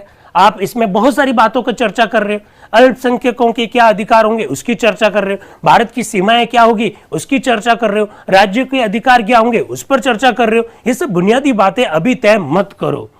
वो कह रहे हैं ये सारी बातें संविधान की बुनियादी बातें। मेरा कहना है, अब वो क्या कह रहे हैं, मेरा कहना है कैबिनेट मिशन ने 16 मई के वक्तव्य में इस प्रारंभिक बैठक की जो अधिकार सीमा निर्धारित की और जो आप कर रहे हो उसके बीच में कोई मेल नहीं है। वो कह रहे हैं 16 मई 1946 को कैबिनेट मिशन ने हमारी संविधान सभा की जो सीमाएं तय की है और प्रारंभिक बैठक में किन मुद्दों पर चर्चा होगी वो जो तय किया है और आप जो कर रहे हो उसके बीच में कोई मेल नहीं है, इसलिए आप बुनियादी बातों पर चर्चा नहीं कर सकते, ऐसा वो कह रहे हैं। फिर वो कह रहे हैं कि हमारे दो अन्य साथी मुस्लिम लीग और देसी रियासतें भी अभी शामिल नहीं हुई है। मुस्लिम लीग के लोग नहीं आए हैं अभी तक, देसी रियासतों के लोग नहीं आए हैं, तो आप इन सब बातों को कैसे तय कर सकते हो? राज्यों के कितने अधिकार होंगे, देसी रियासतों के बिना आप कैसे तय कर सकते हो? अल्पसंख्यकों के कैसे कितने अधिकार होंगे, आप मुस्लिम लीग के बिना कैसे तय कर सकते हो? ये सब जयकर साहब कह रहे हैं, मेरी बात नहीं है। फिलहाल इस प्रारंभिक बैठक में हमारा कार्य साफ साफ शब्दों में सीमित रखा गया। मैं वक्तव्य के इन शब्दों को अपने पढ़कर सुना देता हूं। कैबिनेट मिशन ने क्या कहा उसको मैं पढ़कर सुना देता हूं, ऐसा जयकर साहब कह रहे हैं, अगर आपको मेरी बात पर भरोसा नहीं है। इसमें संविधान की बुनियादी बातों को रखने या स्वीकार करने की बात शामिल नहीं है। इसके लिए तो हमें उस समय तक प्रतीक्षा करनी पड़ेगी जिसका जिक्र मैंने ऊपर किया है। सभापति महोदय, निसंदेह जैसा आपने फरमाया है ठीक फरमाया है, यह सभा सर्व सत्ता संपन्न है, पर कैबिनेट मिशन के वक्तव्य से इस सभा की उत्पत्ति और उस वक्तव्य द्वारा निर्धारित सीमा के अंदर ही हमारी सत्ता है। अब वो जयकर साहब कह रहे हैं कि सभापति महोदय, आपने कहा और भी बहुत सारे लोगों ने कहा कि संविधान सभा सर्व सत्ता संपन्न है, अर्थात संविधान सभा अपने हिसाब से कुछ भी कर सकती है। लेकिन जयकर साहब कह रहे नहीं, मैं ऐसा नहीं मानता हूं। इस संविधान सभा की उत्पत्ति कैबिनेट मिशन योजना के अंतर्गत हुई है और कैबिनेट मिशन योजना के तहत संविधान सभा सर्व सत्ता संपन्न नहीं है, इसलिए हमको इन सब बुनियादी बातों को प्रारंभिक अवस्था में करने का अधिकार नहीं है। बिना पारस्परिक समझौते के हम उन सीमाओं के बाहर नहीं जा सकते। चूंकि अन्य दो दल अनुपस्थित हैं, समझौते की बात सोची भी नहीं जा सकती। वो दो दल पॉलिटिकल पार्टी की बात नहीं कर रहे, दो दल का मतलब एक देसी रियासत है और दूसरा मुस्लिम लीग। ये दो ग्रुप जब अनुपस्थित है तो ऐसी स्थिति में हम उनके बारे में कोई निर्णय नहीं ले सकते, ऐसा वह कह रहे हैं। फिर जैसे वो बोल रहे होते हैं, इसी बीच में एक संविधान सभा के सदस्य है बंगाल से, जो कि जनरल है, नाम है किरण शंकर राय, वो बीच में बोल पड़ते हैं। वो क्या बोलते हैं, सभापति महोदय, एक नियम संबंधी आपत्ति है मुझे। मैं ये जानना चाहता हूं कि जयकर साहब नियम संबंधी आपत्ति उठा रहे हैं या कोई संशोधन पेश कर रहे हैं। वो कह रहे हैं कि जो जयकर साहब जो बोल रहे हैं वो कोई संशोधन पेश कर रहे हैं कि नियम संबंधी कुछ आपत्तियां दर्ज करवा रहे हैं। क्या बोल सकते हैं, क्या नहीं बोल सकते हैं, कौन सा प्रस्ताव रखना है, इस पर आपत्ति है या वो खुद संशोधन रख रहे हैं। तो सभापति बोलते हैं, मेरी समझ में डॉक्टर जयकर ने कहा है कि वे नियम संबंधी आपत्ति नहीं पेश कर रहे हैं, बल्कि वे ये बतला रहे हैं कि इस प्रस्ताव को स्वीकार करने में क्या कठिनाई है। फिर इसी बीच में बी पटाभी सीतारमैया जो कि मद्रास से है, वो भी बोलते हैं, सभापति जी क्या वे प्रस्तुत प्रस्ताव पर विचार स्थगित रखने का कोई प्रस्ताव पेश कर रहे हैं। मैं तो यही समझता हूं। तो फिर पटाभी सीतारमैया बोल रहे हैं कि वो क्या चाह रहे हैं। पंडित जवाहरलाल नेहरू ने जो उद्देश्य प्रस्ताव रखा है उस प्रस्ताव में संशोधन करना चाहते हैं या फिर उस उद्देश्य प्रस्ताव पर चर्चा को स्थगित करना चाहते हैं, वो क्या चाह रहे हैं, ऐसा पटाभी सीतारमैया पूछ रहे हैं। सभापति बोल रहे हैं, मैं नहीं समझता कि प्रस्तुत प्रस्ताव पर विचार स्थगित रखने का वे कोई प्रस्ताव रख रहे हैं। वे चाहते हैं कि प्रस्ताव पर विचार हो, पर इस प्रस्ताव पर अभी यहां विचार करना ठीक है या नहीं है, वो इस पर प्रश्न उठा रहे हैं। सभापति जी कह रहे हैं कि मैं नहीं सोचता हूं कि जयकर साहब प्रस्ताव को स्थगित करने की बात कह रहे हैं। शायद वो ये कह रहे हैं कि प्रस्ताव में जिन मुद्दों पर चर्चा की गई है वो चर्चा अभी करना जरूरी है या नहीं है, वो इस प्रकार का प्रश्न उठा रहे हैं। फिर पटाभी सीतारमैया फिर बोलते हैं वापस, सभापति महोदय मैं ससम्मान ये बताना चाहता हूं कि वे नहीं चाहते हैं कि हम इस विषय पर अपना विचार करना जारी रखें। वो कह रहे हैं, नहीं नहीं सर, सभापति महोदय जयकर साहब तो ये चाहते हैं कि इस प्रस्ताव पर हम क्या कर लें, चर्चा को स्थगित कर लें। वे नहीं चाहते हैं कि हम इस विषय पर विचार करना जारी रखें। ये बात तो उनके संशोधनों के शब्दों से स्पष्ट है। जनाब, मैं उनके शब्दों की और आपका ध्यान आकर्षित करना चाहता हूं कि उन्होंने क्या संशोधन रखा है। वो संशोधन थोड़ी कर रहे हैं, वो तो कह रहे हैं कि इस पर चर्चा ही बंद कर दीजिए, उद्देश्य प्रस्ताव पर चर्चा ही मत कीजिए, ऐसा पटाभी सीतारमैया कह रहे हैं। फिर मोहनलाल सक्सेना साहब खड़े होते हैं जो कि संयुक्त प्रांत से है, वो भी जनरल के। वो कह रहे हैं, सभापति जी मुझे भी एक नियम संबंधी आपत्ति है। विधानसभा जो राज्य की जो विधानसभा है, विधानसभा के नियमानुसार संशोधन पेश करने वाले सदस्य को अपना भाषण प्रारंभ करने से पहले संशोधन उपस्थित करना होता है। वाह, वो कह रहे हैं साहब हमने भी राज्यों की विधानसभा में काम किया है, थोड़ा बहुत तो हम भी जानते हैं। कोई भी व्यक्ति पहले प्रस्ताव पेश करेगा और प्रस्ताव पेश करने के बाद में अपना स्टेटमेंट देगा, और जयकर साहब जो है पहले स्टेटमेंट दे रहे हैं और अभी तक अपना प्रस्ताव तो पेश ही नहीं किया है विधानसभा में, ऐसा मोहनलाल सक्सेना जी कह रहे हैं। तो फिर एमआर जयकर साहब क्या बोल रहे हैं वो जरा सुनिए। बहुत अच्छा, बहुत अच्छा, मैं संशोधन पढ़ देता हूं भाई, क्या दिक्कत है। मैं तो चंद मिनटों में अपनी बात कहकर आपका समय बचाना चाह रहा था, पर अब तुम चाह रहे हो कि प्रस्ताव रखूं। लो प्रस्ताव। अब वो प्रस्ताव क्या है जरा सुनिएगा। वो उद्देश्य मूलक प्रस्ताव में जो संशोधन प्रस्ताव रख रहे हैं हूबहू आपके सामने रख रहे हैं, जरा देखिएगा। यह सभा अपने दृढ़ और गंभीर निश्चय घोषित करती है कि भारत के भावी शासन के लिए जो संविधान ये बनाएगी वह एक स्वतंत्र गणतांत्रिक सत्ता संपन्न राज्य का संविधान होगा, परंतु ऐसा संविधान बनाने में मुस्लिम लीग और देशी रियासतों का सहयोग पाने तथा इस तरह अपने निश्चय को और उग्र बनाने के उद्देश्य से सभा इस प्रश्न पर और आगे विचार करने के लिए स्थगित की जाती है, ताकि उपरोक्त दोनों संगठनों के प्रतिनिधि यदि चाहें इस सभा की कार्यवाही में हिस्सा ले सके। सभापति महोदय के सामने एमआर जयकर साहब ने अपना संशोधन प्रस्ताव रखा। क्या वो कह रहे हैं कि इस प्रकार का संशोधन प्रस्ताव पारित किया जाए। किस प्रकार का? कि यह सभा निश्चय करती है क्या कि भारत के संविधान को हम गणतांत्रिक बनाएंगे, सर्वसत्ता संपन्न संविधान बनाएंगे, लेकिन इन सब मुद्दों पर चर्चा कब की जाएगी? जब मुस्लिम लीग और देशी रियासतें आ जाएगी। जब तक नहीं आएगी तब तक बैठक स्थगित की जाए, ऐसा वो कह रहे हैं। ठीक है, फिर कह रहे हैं संक्षेप में मेरे संशोधन का अभिप्राय यह है कि इस प्रस्ताव पर और विचार आगे के लिए स्थगित रखा जाए, उस वक्त के लिए स्थगित रखा जाए जब संविधान बने, जिस समय यह आशा की जाती है कि मुस्लिम लीग और देशी रियासतें दोनों मौजूद होगी। जयकर साहब ने साफ कर दिया कि जब तक मुस्लिम लीग और देशी रियासतें नहीं आती है तब तक के लिए इस प्रस्ताव पर चर्चा स्थगित की जाए। फिर वो आगे क्या कहते हैं, इस प्रारंभिक बैठक में इस प्रस्ताव को मंजूर करने से सभा के मार्ग में जो कानूनी कठिनाइयां हैं उन्हें मैं बता देना चाहता हूं। अब वो कह रहे हैं कि अगर आपने प्रस्ताव स्वीकार कर लिया तो इससे कई सारी कानूनी कठिनाइयां खड़ी हो जाएगी। क्या हो जाएगी वो देखिए। इसलिए जो मैं बात कहना चाहता हूं वह यह है, इस प्रारंभिक बैठक में काम को अंजाम देने के लिए हमारा अधिकार सीमित है। हमारे पास पावर ही नहीं है कि प्रारंभिक बैठक में किन किन मुद्दों पर चर्चा करनी चाहिए। इस संदर्भ में हमारी सीमाएं हैं। साफ साफ शब्दों में हमारे अधिकारों को सीमित रखा गया है और हमने इन सीमाओं को, इन पाबंदियों को मंजूर कर लिया है। तो इस सभा को यह अधिकार नहीं है कि वह इस समय संविधान संबंधी कोई सिद्धांत पास करे। जब वो कह रहे कि हमने इन सीमाओं को स्वीकार कर लिया तो संविधान सभा को कोई अधिकार नहीं है कि वो संविधान के संदर्भ में बुनियादी बातों को इसी स्थिति में स्वीकार कर ले। वो ऐसा कहना चाह रहे हैं। इसके बाद में वो कैबिनेट मिशन के विभिन्न जो वक्तव्य है, स्टेटमेंट जो है, उनकी धाराओं का उल्लेख करते हैं कि किस धारा में क्या लिखा हुआ है और संविधान सभा क्या कर सकती है, क्या नहीं कर सकती है। जब ये सारी बातें वो एम.आर. जयकर साहब रखते हैं तो फिर इसके बाद में बात आगे बढ़ती हुई कहां तक जाती है जरा लिखिएगा, जरा देखिएगा। वो कह रहे हैं कि प्रारंभिक बैठक के संदर्भ में कैबिनेट मिशन योजना में क्या लिखा है जरा देखिएगा। एक प्रारंभिक बैठक होगी जिसमें कार्यक्रम की सूची निश्चित की जाएगी, सभापति और अन्य पदाधिकारियों का चुनाव किया जाएगा, नागरिकों के, अल्पसंख्यकों के, ट्राइबल यानी कबीले वालों के तथा पृथक क्षेत्रों के बासिंदों के अधिकारों पर विचार करने के लिए एक एडवाइजरी कमेटी बनाई जाएगी। मैं समझता हूं शीघ्र ही ऐसा हो जाएगा।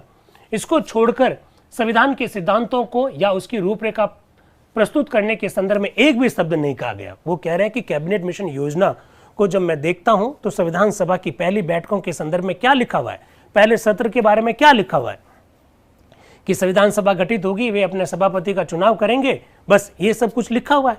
आप बुनियादी बातों को अभी से तय कर लेते हो, इसका तो आपको अधिकार ही नहीं है। आपकी इस संदर्भ में सीमा है जो समझनी चाहिए आपको, ऐसा वो कह रहे हैं। अब के संतानम बीच में खड़े होंगे। सभापति महोदय, मुझे एक वैधानिक आपत्ति है।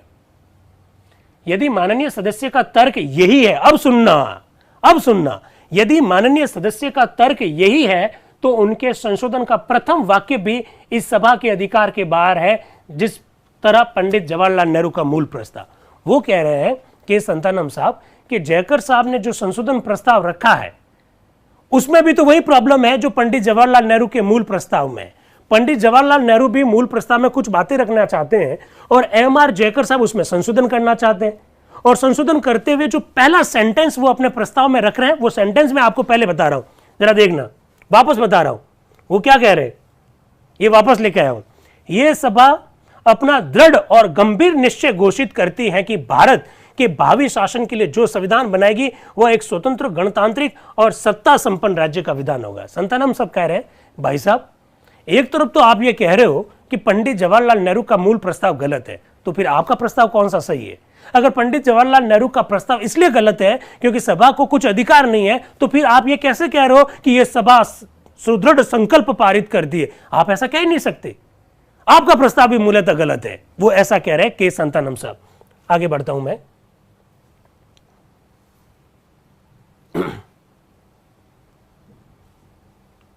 के संतानम साहब के प्रस्ताव, के संतानम साहब ने जब ऐसा कहा तब एम.आर. जयकर साहब क्या कह रहे हैं, मुझे दूर से सुनने में कठिनाई होती है। वो क्या कह रहे हैं, आप थोड़े दूर खड़े हो और दूर से सुनने में मुझे कठिनाई महसूस होती है, इसलिए यह सुविधाजनक होगा कि अगर मेरा भाषण समाप्त हो जाने पर आप मंच पर आकर अपनी आपत्तियां प्रकट करें। दूर से बोल रहे हो कि नेहरू जी के प्रस्ताव में ये होता है, उसमें ये होता है, दूर से मत बोलो, मेरा भाषण पहले समाप्त करने दो, मेरा भाषण समाप्त हो जाए, फिर आप मंच पर आ जाना और आपको जो जो आपत्ति है वो प्रकट कर देना।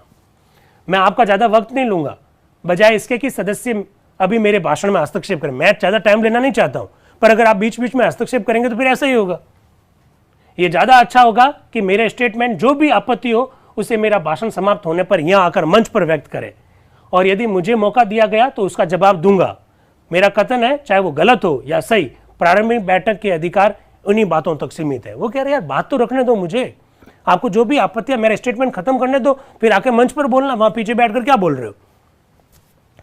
अब थोड़ा डिस्टर्ब हो गया संविधान सभा। सभापति कह रहे शांति शांति शांति, ऑर्डर ऑर्डर। श्री संतानम आपकी क्या आपत्ति है? संतानम जी आपकी आपत्ति क्या है? तो संतानम साहब खड़े हो रहे हैं। वो कह रहे मेरी वैधानिक आपत्ति यह है कि यदि माननीय सदस्य का तर्क सही है तो उनके संशोधन का प्रथम वाक्य इस सभा के अधिकार क्षेत्र से बाहर है। देखिए, ये कानून विज्ञों की लड़ाई है, ये संविधान विज्ञों की लड़ाई है, ये विधि के जानकारों की लड़ाई है।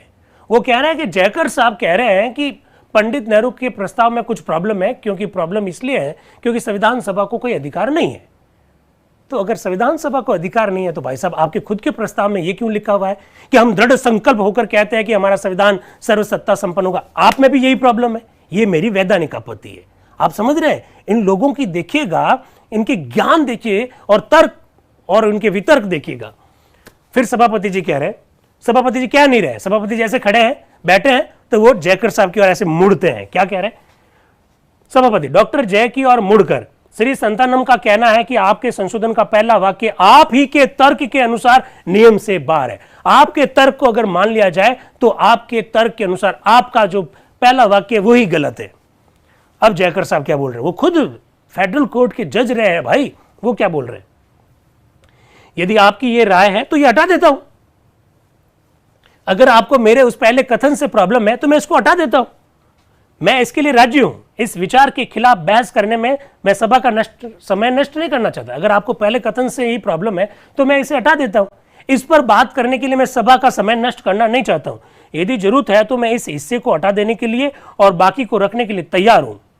मेरे मतलब के लिए इतना काफी है, ऐसा जयकर साहब कह रहे हैं। फिर पटाभी सीतारमैया। अब पटाभी सीतारमैया क्या कह रहे हैं देखना। पटाभी सीतारमैया बोल रहे हैं, इसलिए तो मैंने पहले कहा था कि इस व्यक्ति का आइडिया प्रस्ताव पर विचार स्थगित रखने का है। और आप सभापति जी आपने क्या कहा था? नहीं नहीं नहीं, वो ऐसा नहीं करना चाह रहे। मैंने तो पहले कहा था कि आदमी संविधान सभा में उद्देश्य प्रस्ताव पर चर्चा कराना ही नहीं चाहता। मैंने तो कहा था आपको। सभापति जी, वस्तुतः इससे एक कठिनाई पैदा हो जाती है कि कैबिनेट मिशन के वक्तव्य के अनुसार आपके संशोधन का पहला हिस्सा इसे एक संशोधन बताता है। यदि आपका तर्क सही है और यह हटा दिया जाता है तो नतीजा यह होता है कि आपका संशोधन सभा को स्थगित करने का एक प्रस्ताव बन जाता है। ऐसा मैं समझा हूं। सभापति जी ऐसा कह रहे हैं। फिर जयकर साहब वापस बोलते हैं, अगर एक क्षण के लिए यह मान भी लिया जाए कि आप इसे स्थगित रखने का प्रस्ताव मानते हैं तो क्या मैं इसे फिलहाल पेश नहीं कर सकता? अगर आप ये कह रहे हैं कि मैं उद्देश्य प्रस्ताव को स्थगित करने के लिए प्रस्ताव रख रहा हूं और एक क्षण के लिए मैं मान भी लेता हूं कि ऐसा ही है, तो क्या आप मुझे रखने नहीं देंगे क्या? अब जरा सोचिए, अब क्या होगा संविधान सभा में? तो आप मुझे क्या स्थगित रखने नहीं देंगे? यह एक ऐसा प्रस्ताव है जिस पर औचित्य या श्रेष्ठता के ख्याल से और अन्य संशोधनों से पहले विचार करना चाहिए। इसलिए माना कि आप इसे स्थगित करने का प्रस्ताव मानते हैं, फिर भी इस पर अभी विचार करने के लिए मैं जोर दूंगा। आप अगर इसे स्थगित करने का प्रस्ताव मान रहे हैं तो भी मैं इस प्रस्ताव पर चर्चा करने के लिए जोर दूंगा आपको। फिर सभापति जी क्या कह रहे हैं? इस मामले में मैं सभा के सदस्यों की सहायता चाहता हूं। अरे यार, मैं अब कंफ्यूज हो गया हूं, मुझे क्या करना चाहिए? तो इसलिए मेरी मदद कीजिए। मैं सभा के सदस्यों से सहायता चाहता हूं। कठिनाई यह है कि यदि कानूनी दृष्टि से डॉक्टर जयकर का तर्क सही है तो पंडित जवाहरलाल नेहरू का प्रस्ताव नियम के बाहर है। यह प्रश्न उसी समय उठाना चाहिए था जब यह प्रस्ताव पेश हुआ था, परंतु इस समय मैं ये नहीं समझता कि ये आपत्ति उठाई जा सकती है। इसलिए हम लोग प्रस्ताव और संशोधन दोनों को ही नियम के अनुकूल मानते हैं और उस पर विचार जारी करना जारी रखते हैं। अब सभापति जी ने निर्णय लिया कि नहीं, हम इसको कंटिन्यू रखेंगे। आपका प्रस्ताव भी सही है और चर्चा भी हम करना चाहते हैं। और अगर आपको आपत्ति थी तो उस समय आपत्ति करनी चाहिए थी जब नेहरू जी ने प्रस्ताव रखा। अब क्यों कर रहे हो? अब खैर जो भी हुआ, चलो चर्चा करते हैं आगे।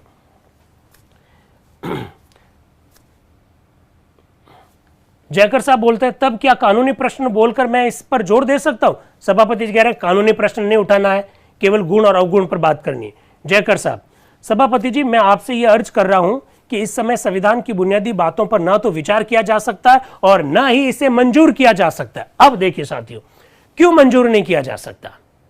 ना तो इस पर विचार किया जा सकता, न ही इसे मंजूर किया जा सकता। याद है आपको 14 दिसंबर को जब संविधान सभा की बैठक नहीं हुई थी तब भी हमने चर्चा की थी और आप लोगों को बताया कि ब्रिटिश भारत को 3 भागों में बांटा गया, section A, section B, section C. याद है आप लोगों को? याद है ना? बिल्कुल, thank you. Section A, section B, section C. अब वो एमआर जयकर साहब एक और लॉजिक कहते हैं कि सेक्शन ए, बी और सी बन गया क्या आपके? सेक्शन ए, बी, सी बना ही नहीं तो आप कैसे कह रहे हो कि भारत एक यूनियन होगा, भारत एक गणतांत्रिक राष्ट्र होगा? आप पहले सेक्शन तो बना ही नहीं, वो यही आपत्तियां दर्ज करवा रहे हैं। वो कह रहे हैं सेक्शन अभी बने नहीं है, सेक्शन की बैठक मार्च अप्रैल 1947 में होगी। वो कह रहे हैं मैं समझता हूं कि ये सेक्शन आगामी मार्च या अप्रैल में बैठेंगे। तो फिर अभी हम क्यों उन मुद्दों पर चर्चा कर रहे हैं जिस पर चर्चा सेक्शन को करनी है? मैं आपको एक बात और बताना चाहूंगा, section A, section B, section C, ये पहले अपना अपना संविधान बनाएंगे। जरा सुनिएगा, सेक्शन ए अपना संविधान बनाएगा, सेक्शन बी अपना संविधान बनाएगा, सेक्शन सी अपना संविधान बनाएगा, ऐसे पहले हमारा विचार था। उन्होंने कहा जब पहले कुछ सेक्शन ही नहीं बने, वो कब बैठेंगे? मार्च अप्रैल में उनकी बैठकें होगी, कब वो अपना संविधान बनाएंगे? उससे पहले हम मूल बातों को अभी स्वीकार कर लेंगे तो फिर सेक्शन ए बी सी की बैठकों का कोई मतलब ही नहीं रहेगा, ऐसा जयकर साहब कह रहे हैं। फिर एनवी गाडगिल साहब भी कुछ बोलते हैं और फिर जयकर साहब का स्टेटमेंट आगे और होता है। वो कह रहे हैं कि आप मेरा जो वाक्य है 4 और 6 को पढ़िए, उसका साफ साफ मतलब यह है कि प्रारंभिक बैठक में केवल चंद बातों पर ही विचार किया जाएगा और संविधान तय करने की बात तब आएगी जब हम लोग धारा 6 पर जाएंगे। कुछ धाराओं के बारे में वो उल्लेख कर रहे हैं एम.आर. जयकर साहब, और वो कह रहे हैं कि प्रारंभिक बैठकों में इन सारे मुद्दों पर चर्चा नहीं की जा सकती है, ऐसा जयकर साहब का मानना है। इसी बीच में R.K. सिद्धवा जी, जो कि मध्य प्रांत और बरार के हैं, जनरल से हैं, वो अपनी एक आपत्ति दर्ज करवाते हैं। सभापति जी, एक वैधानिक आपत्ति की बात कहना चाहता हूं। डॉक्टर जयकर का संशोधन ये कहता है कि ये सभा इस प्रश्न पर और आगे विचार करने के लिए स्थगित रखती है ताकि उपरोक्त दोनों संगठनों के देशी रियासतों और मुस्लिम लीग के प्रतिनिधि यदि चाहें इस सभा की कार्रवाई में हिस्सा ले सके। फिर वो कह रहा है कि साहब मुझे इस पर आपत्ति है जो जयकर साहब ने रखा है, वह मौका अभी आया नहीं है, इसलिए यह आपत्ति देशी रियासतों का बारे में बिल्कुल गलत है। उन्होंने कहा कि जयकर साहब कह रहे हैं कि यह सभा तब तक के लिए स्थगित की जाती है और साथ ही साथ इस उद्देश्य प्रस्ताव पर विचार तब तक के लिए स्थगित किया जाता है जब तक कि मुस्लिम लीग और देशी रियासतों के प्रतिनिधि नहीं आ जाए। वो कह रहे हैं भाई साहब देशी रियासतों के प्रतिनिधि अभी कहां से आएंगे? अभी तो दिसंबर 1946 चल रहा है, अभी देशी रियासतों के प्रतिनिधि आएंगे कहां से? अभी तो उनका भविष्य तय नहीं हुआ है। हाँ, मुस्लिम लीग के बारे में जो आप बात कह रहे हो वो ठीक है, उन्होंने बैठक का बहिष्कार किया। देशी रियासतों ने बैठक का बहिष्कार थोड़ी किया है, ध्यान रखना, देशी रियासतों ने बैठक का बहिष्कार नहीं किया है। देशी रियासतों का तो अभी तय नहीं हुआ है कि संविधान सभा में उनकी ओर से प्रतिनिधि कौन आएगा। बात को समझ रहे हैं? ये ध्यान रखना, बहिष्कार मुस्लिम लीग ने किया, आए कौन? नहीं, देशी रियासतों के प्रतिनिधि नहीं आए। क्यों नहीं आए? क्योंकि देशी रियासतों से कौन आएगा ये अभी तय नहीं हुआ था। सभापति जी कह रहे हैं ये वैधानिक आपत्ति नहीं है, बल्कि जो कुछ कहा गया उसके विरुद्ध एक तर्क है। सभापति जी कहेंगे आप इतनी टेंशन मत लो यार, ये कोई आपत्ति नहीं, ये तो एक तर्क है। एम.आर. जयकर साहब, सर अब मैं अपनी बात बोल दूं क्या? ऐसा वो कह रहे हैं। सभापति आप प्लीज प्लीज बोलिए। जयकर साहब, जिस बात पर मैं जोर दे रहा हूं वह यह है, यह संविधान सभा अपनी आज की सूरत में मुकम्मल नहीं है। 2 संगठन यहां अनुपस्थित है, देशी रियासतें अनुपस्थित है, इसमें उनका कोई दोष नहीं है क्योंकि वे इस समय यहां शरीक हो नहीं सकती। यह है असली स्थिति। रियासतों ने अपनी नेगोशिएटिंग कमेटी बना ली है, पर हमने अभी तक नेगोशिएटिंग कमेटी नहीं बनाई है। जब हम उसे बना लेंगे तो दोनों कमेटियां बैठेगी, योजना के अनुसार देशी रियासतें शामिल होगी उसमें, ऐसा जयकर साहब कह रहे हैं। देशी रियासतों से बातचीत करने के लिए एक समझौता समिति बनेगी। देशी रियासतों ने अपनी समिति बना ली है, हम लोगों ने अपनी समिति बनाई नहीं है। जब बनेगी तो दोनों का विचार विमर्श होगा, किन शर्तों के आधार पर देशी रियासतें यहां आएगी, ये अभी समय की बात है, ऐसा जयकर साहब कहना चाहते हैं। 2 बातें ऐसी है जिन पर टिप्पणी करना जरूरी है, एक तो मत देने की बात और दूसरा सेक्शन में शामिल होने की बात। मैं समझता हूं यह प्रश्न अब फेडरल कोर्ट के पास जाएगा। सेक्शंस किस तरह से भारत में शामिल किए जाएंगे और किस तरह से उन्हें वोट देने का अधिकार होगा, इसके ऊपर बात करनी जरूरी है और मैं समझता हूं कि यह सारा मामला फेडरल कोर्ट के पास जाएगा, ऐसा एम.आर. जयकर साहब कहना चाहते हैं। अब देखिए, अब सरदार वल्लभ भाई पटेल आएंगे बीच में।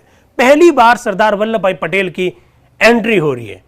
किस तरह से एंट्री हो रही है पटेल साहब की, वो जरा देखिएगा, वो क्या कह रहे हैं। पटेल साहब, सभापति महोदय, क्या माननीय सदस्य, अब वो क्या हो रहा है एक्चुअली में, एम.आर. जयकर साहब कैबिनेट मिशन ने जो कुछ कहा, ब्रिटेन की महारानी की ओर से जो कुछ कहा, उसके तर्क दे रहे हैं, तो सरदार पटेल साहब को गुस्सा आ जाएगा। वो खड़े होंगे और खड़े होकर कहेंगे, सभापति महोदय, क्या माननीय सदस्य जो है वो ब्रिटिश सम्राट की बात को कहने के लिए यहां आए हैं क्या? वो क्या कह रहे हैं? सभापति महोदय, क्या माननीय सदस्य सम्राट की सरकार द्वारा निर्धारित नीति की व्याख्या करने के लिए आए हैं?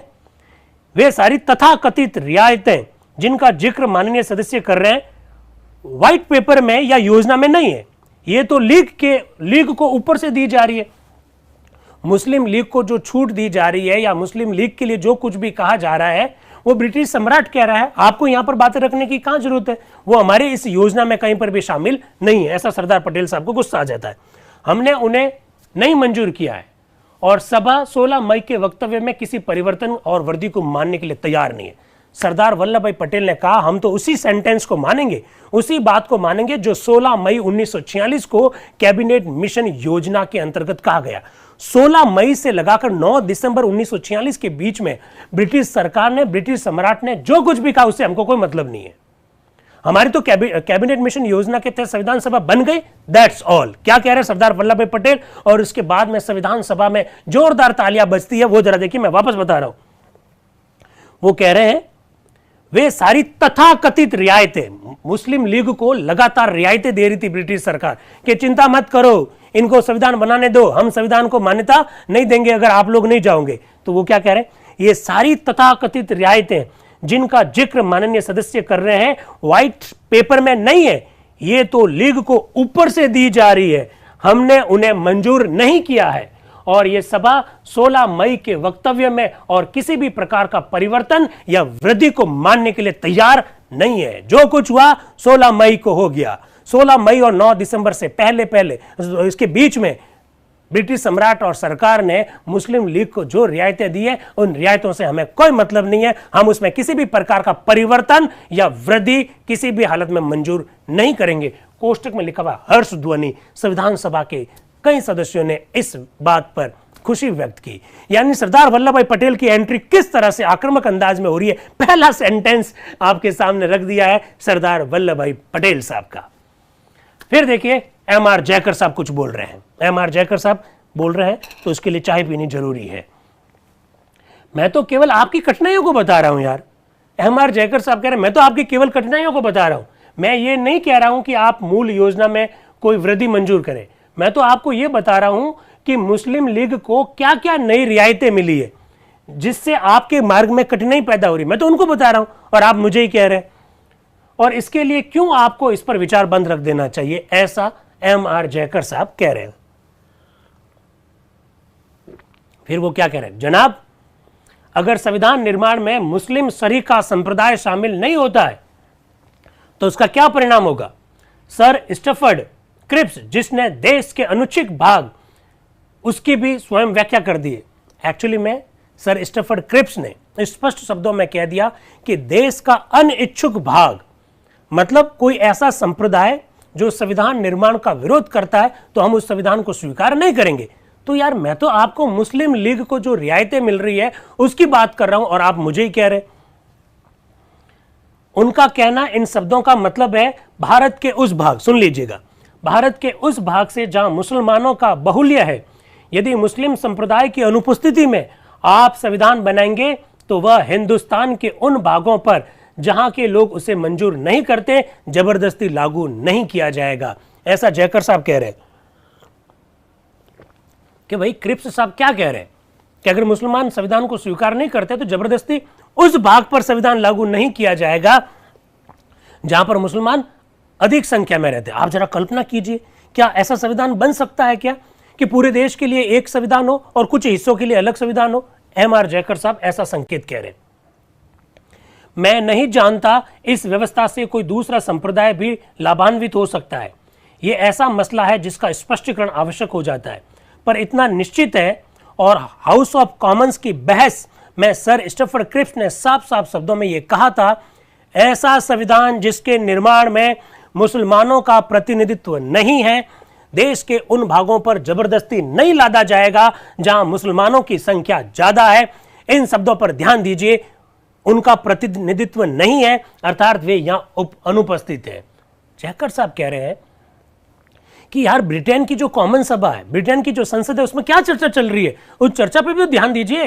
वहां सर स्टफर्ड क्रिप्स जो आपके कैबिनेट मिशन में शामिल थे, वो क्रिप्स कह रहे हैं कि अगर मुसलमान संविधान निर्माण में शामिल नहीं है और फिर भी संविधान बनाकर उनके ऊपर लागू किया गया तो उनके ऊपर लागू नहीं होगा भाई साहब, वो अनुपस्थित है, आप इस बात पर समझ ही नहीं रहे, ऐसा जयकर साहब कह रहे हैं। फिर देखिएगा, मूल योजना में इस वृद्धि पर इंग्लैंड में एक विशेष विचारधारा के व्यक्तियों ने हर्ष प्रकट किया और इसका स्वागत किया। अब देखिए वो क्या कह रहे हैं। मिस्टर चर्चिल ने कहा है कि हमारी लंबी यात्रा में ये एक महत्वपूर्ण मंजिल है। ये महत्वपूर्ण मंजिल है या खतरनाक मंजिल है, इसमें हमें कोई वास्ता नहीं। असलियत यह है कि फिलहाल मुसलमानों ने यह अधिकार प्राप्त कर लिया। क्या बात कही है। जयकर साहब कह रहे हैं कि संसद में, ब्रिटेन की संसद में चर्चिल ने कहा है कि मुसलमानों के अधिकारों में जो वृद्धि की गई है वो इस यात्रा में एक महत्वपूर्ण मंजिल है। जयकर साहब कह रहे हैं यह महत्वपूर्ण मंजिल है या खतरनाक मंजिल है, इसका मेरा कोई वास्ता नहीं है, लेकिन मैं तो केवल यह कहना चाहता हूं कि मुसलमान यहां पर अनुपस्थित है, ऐसा जयकर साहब कह रहे हैं। इसलिए स्थिति यह है, यदि आपकी कार्यवाही में वे शामिल नहीं होते हैं चाहे किसी भी कारण से, तो आपके प्रयास व्यर्थ और असफल हो सकता है। भाई मैं तो केवल इतना कहना चाहता हूं कि वो किसी भी कारण से आपके साथ में नहीं आते हैं, आपकी कार्यवाही में शामिल नहीं है, तो आपके सारे प्रयास व्यर्थ हैं, असफल है, आप क्यों चर्चा कर रहे हो, ऐसा वो कह रहे हैं। फिर वो कह रहे हैं इस प्रस्ताव में जो उन्होंने सुझाया, एम.आर. जयकर साहब ने जो रखा, इस प्रस्ताव में सुझाए हुए विधान पर अगर आप गौर करें तो मालूम होगा कि इसमें ऐसी बातें हैं जिनसे रियासतों और मुसलमानों का संबंध है। आप या गणतंत्र की चर्चा करते हैं, व्यक्तिगत रूप से मुझे इस पर कोई आपत्ति नहीं है।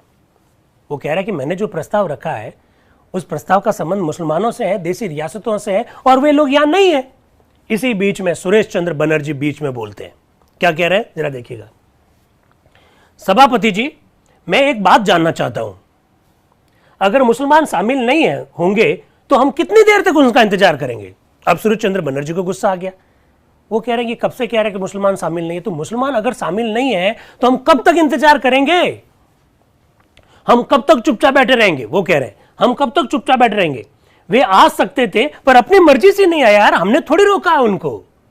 वे आ सकते थे, अपनी मर्जी से नहीं आए, हमने नहीं रोका उनको। सुरेश चंद्र बनर्जी बंगाल से है, जनरल है। एम.आर. जयकर साहब, ये कोई वैधानिक आपत्ति नहीं है। सुरेश चंद्र जी को कहा ये कोई लीगल आपत्ति नहीं, आप चुप रहिए। आप सुरेश चंद्र जी, ये जानकारी डॉक्टर जयकर से मिलनी चाहिए भाई। डॉक्टर जयकर साहब इतनी देर से कह रहे हैं कि मुसलमान नहीं है, तो बता दो भाई कब आएंगे वो। सभापति जी, ये एक तर्क है जिसे माननीय सदस्य अपनी बारी आने पर पेश कर सकते हैं। अगर आपको लगता है कि आपके इस तर्क में दम है कि मुसलमान कब आएंगे, तो आपकी बारी आए जब रख देना भाई, अभी जयकर साहब को विचार व्यक्त करने दो। एम.आर. जयकर साहब, यदि माननीय सदस्य ने हस्तक्षेप नहीं किया होता और कुछ देर प्रतीक्षा करते तो मैं उनके इस प्रश्न का भी उत्तर दे देता। सुरेश चंद्र बनर्जी अगर बीच में नहीं बोलते, थोड़ा और वेट कर लेते, तो मैं आपके इस प्रश्न का भी जवाब दे देता। जयकर साहब कह रहे हैं, क्या कह रहे हैं।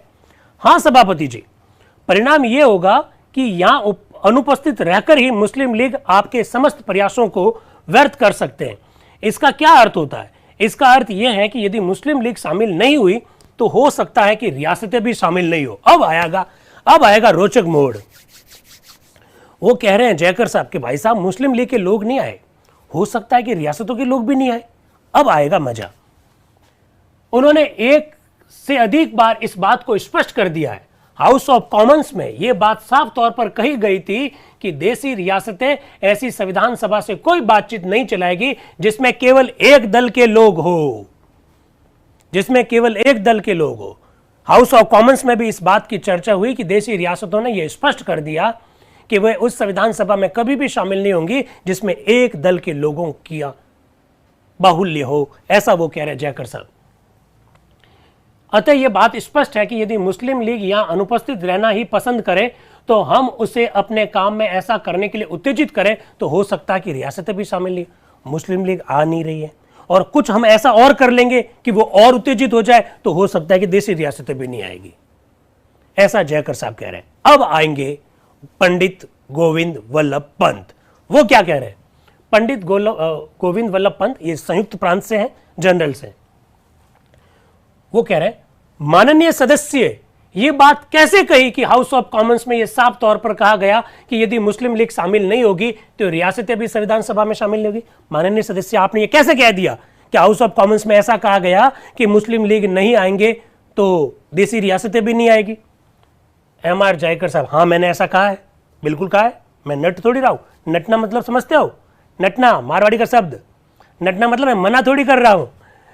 गोविंद वल्लभ पंत साहब, हाउस ऑफ कॉमन्स में कही हुई बात का आप जो अर्थ लगाते हैं उससे मेरा मतभेद है। हाउस ऑफ कॉमन्स में जो बातें कही गई है उसका जो आप इंटरप्रिटेशन कर रहे हैं उससे मेरा मतभेद है, ऐसा पंडित गोविंद वल्लभ पंत कह रहे हैं। जयकर साहब कह रहे हैं मैं जो अर्थ समझता हूं आपके सामने रखता हूं, आप जो अर्थ समझते हैं वो आप भी रख दो। मैंने जो समझा वो मैंने आपके सामने रखा, आप जो समझ रहे हो वो भी आप मंच पर आकर रख दो। गोविंद वल्लभ पंत, डॉक्टर जयकर को अब देखिए क्या हो रहा है। गोविंद वल्लभ पंत क्या कह रहे हैं? डॉक्टर जयकर को यह अधिकार नहीं है कि वे रियासतों के विचार को यहां व्यक्त करें। जब तक कि रियासतों के प्रतिनिधि या उनकी नेगोशिएटिंग कमेटी स्थिति को स्पष्ट नहीं कर दे, जयकर साहब को देशी रियासतों की ओर से बोलने का कोई अधिकार नहीं है। गोविंद वल्लभ पंत साहब ऐसा कह रहे हैं। अब जयकर साहब क्या करें? मैं रियासतों का विचार यहां व्यक्त करने नहीं आया हूं, मैं तो यह कह रहा हूं कि हाउस ऑफ कॉमन्स में क्या कहा गया। यदि मुस्लिम लीग शामिल नहीं होगी तो हो सकता है कि रियासतें भी शामिल ना हो। अनुमानत रियासतें ऐसी संविधान सभा से बातचीत करना नहीं पसंद करेगी जिसमें एक दल के ही लोग हो। यदि ऐसा हुआ तो क्या नतीजा हुआ? फिर बाधा आ गई, फिर संविधान सभा में जबरदस्त हो हल्ला हुआ। यहां लिखा हुआ कोष्ठक में बाधा। वो कह रहे हैं कि मैं तो ये कह रहा हूं कि अगर मुस्लिम लीग नहीं आई तो देशी रियासतें भी नहीं आएगी। और क्यों नहीं आएगी? क्योंकि यहां पर एक दल का क्या है? बहुमत है। इससे हंगामा हो गया, बाधा हुई। सभापति जी बोले मेरी समझ में यह अच्छा होगा कि हम लोग डॉक्टर जयकर को पहले बोलने दें। आप हंगामा मत करो, चुपचाप बैठ जाओ अपनी अपनी जगह पर। मेरी समझ में यह सबसे बेहतर है कि आप डॉक्टर जयकर को पहले बोलने दीजिए।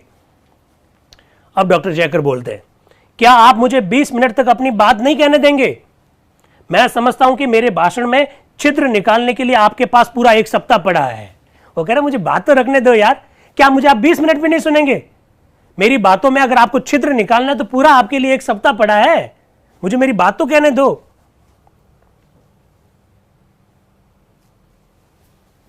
गोविंद वल्लभ पंत, आपके भाषण में दोष निकालने से भी अधिक आवश्यक काम मेरे पास है। कितनी रोचक बातें हो रही है। जयकर साहब कह रहे हैं कि यार तुम मुझे पहले बात रखने दो, फिर छिद्र निकालते रहना। गोविंद वल्लभ पंत साहब कह रहे हैं कि आपकी बातों में छिद्र निकालने के अलावा भी मेरे पास बहुत सारा काम है। ऐसा हम लोग भी आपस में बातचीत करते समय इसी तरह से बातचीत करते हैं कि मेरे पास यही थोड़ी काम है कि मैं तुम्हारे सब दिन गलतियां निकालता रहूं, मेरे पास और भी कई सारे काम है।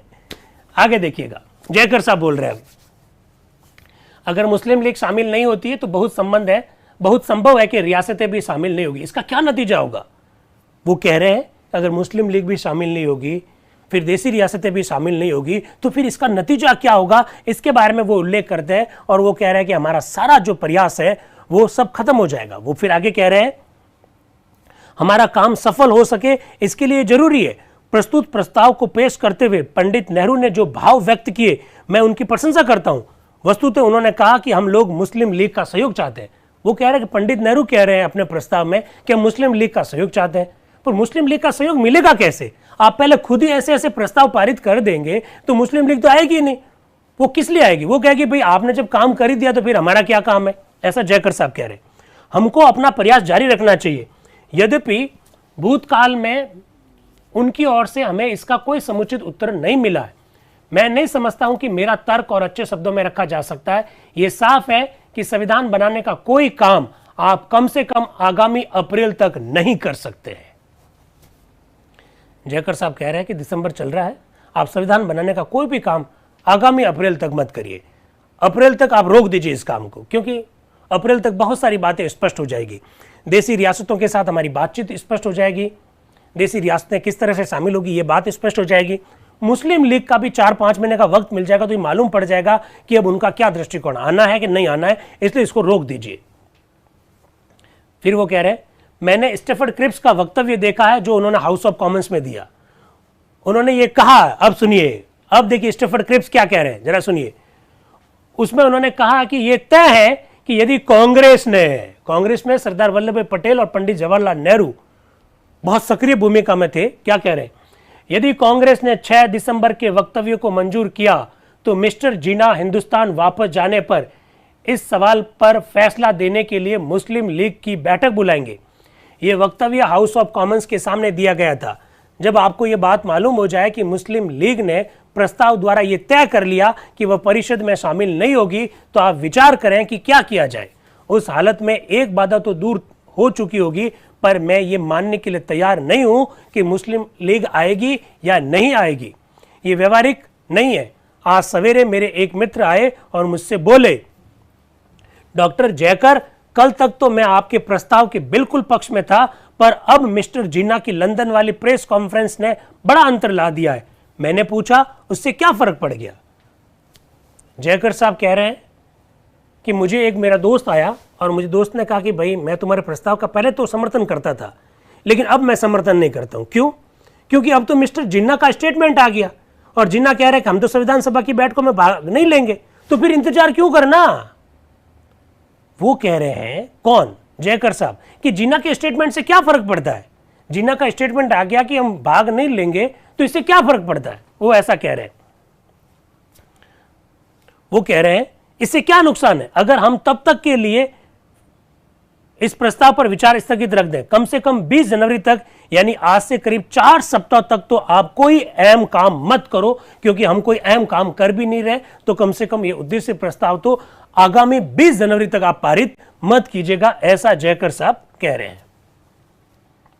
फिर वो बहुत सारी बात ये भी रख रहे हैं कि मेरी हर दलील का जवाब नहीं है, मेरा उद्देश्य संविधान सभा के प्रयास को असफल होने से बचाना है। आप प्रतीक्षा कीजिए, धीरे धीरे आगे बढ़िए, कुछ हफ्तों तक रुक जाने से कोई बड़ा फर्क नहीं पड़ेगा, ऐसा जयकर साहब कह रहे हैं। कुछ हफ्ते रुक जाओ यार, क्या दिक्कत है, धीरे धीरे आगे बढ़ो ना। वैसे भी हम कोई बड़ा काम तो करने जा नहीं रहे, तो इस प्रकार के बुनियादी प्रस्ताव को पारित मत कीजिएगा।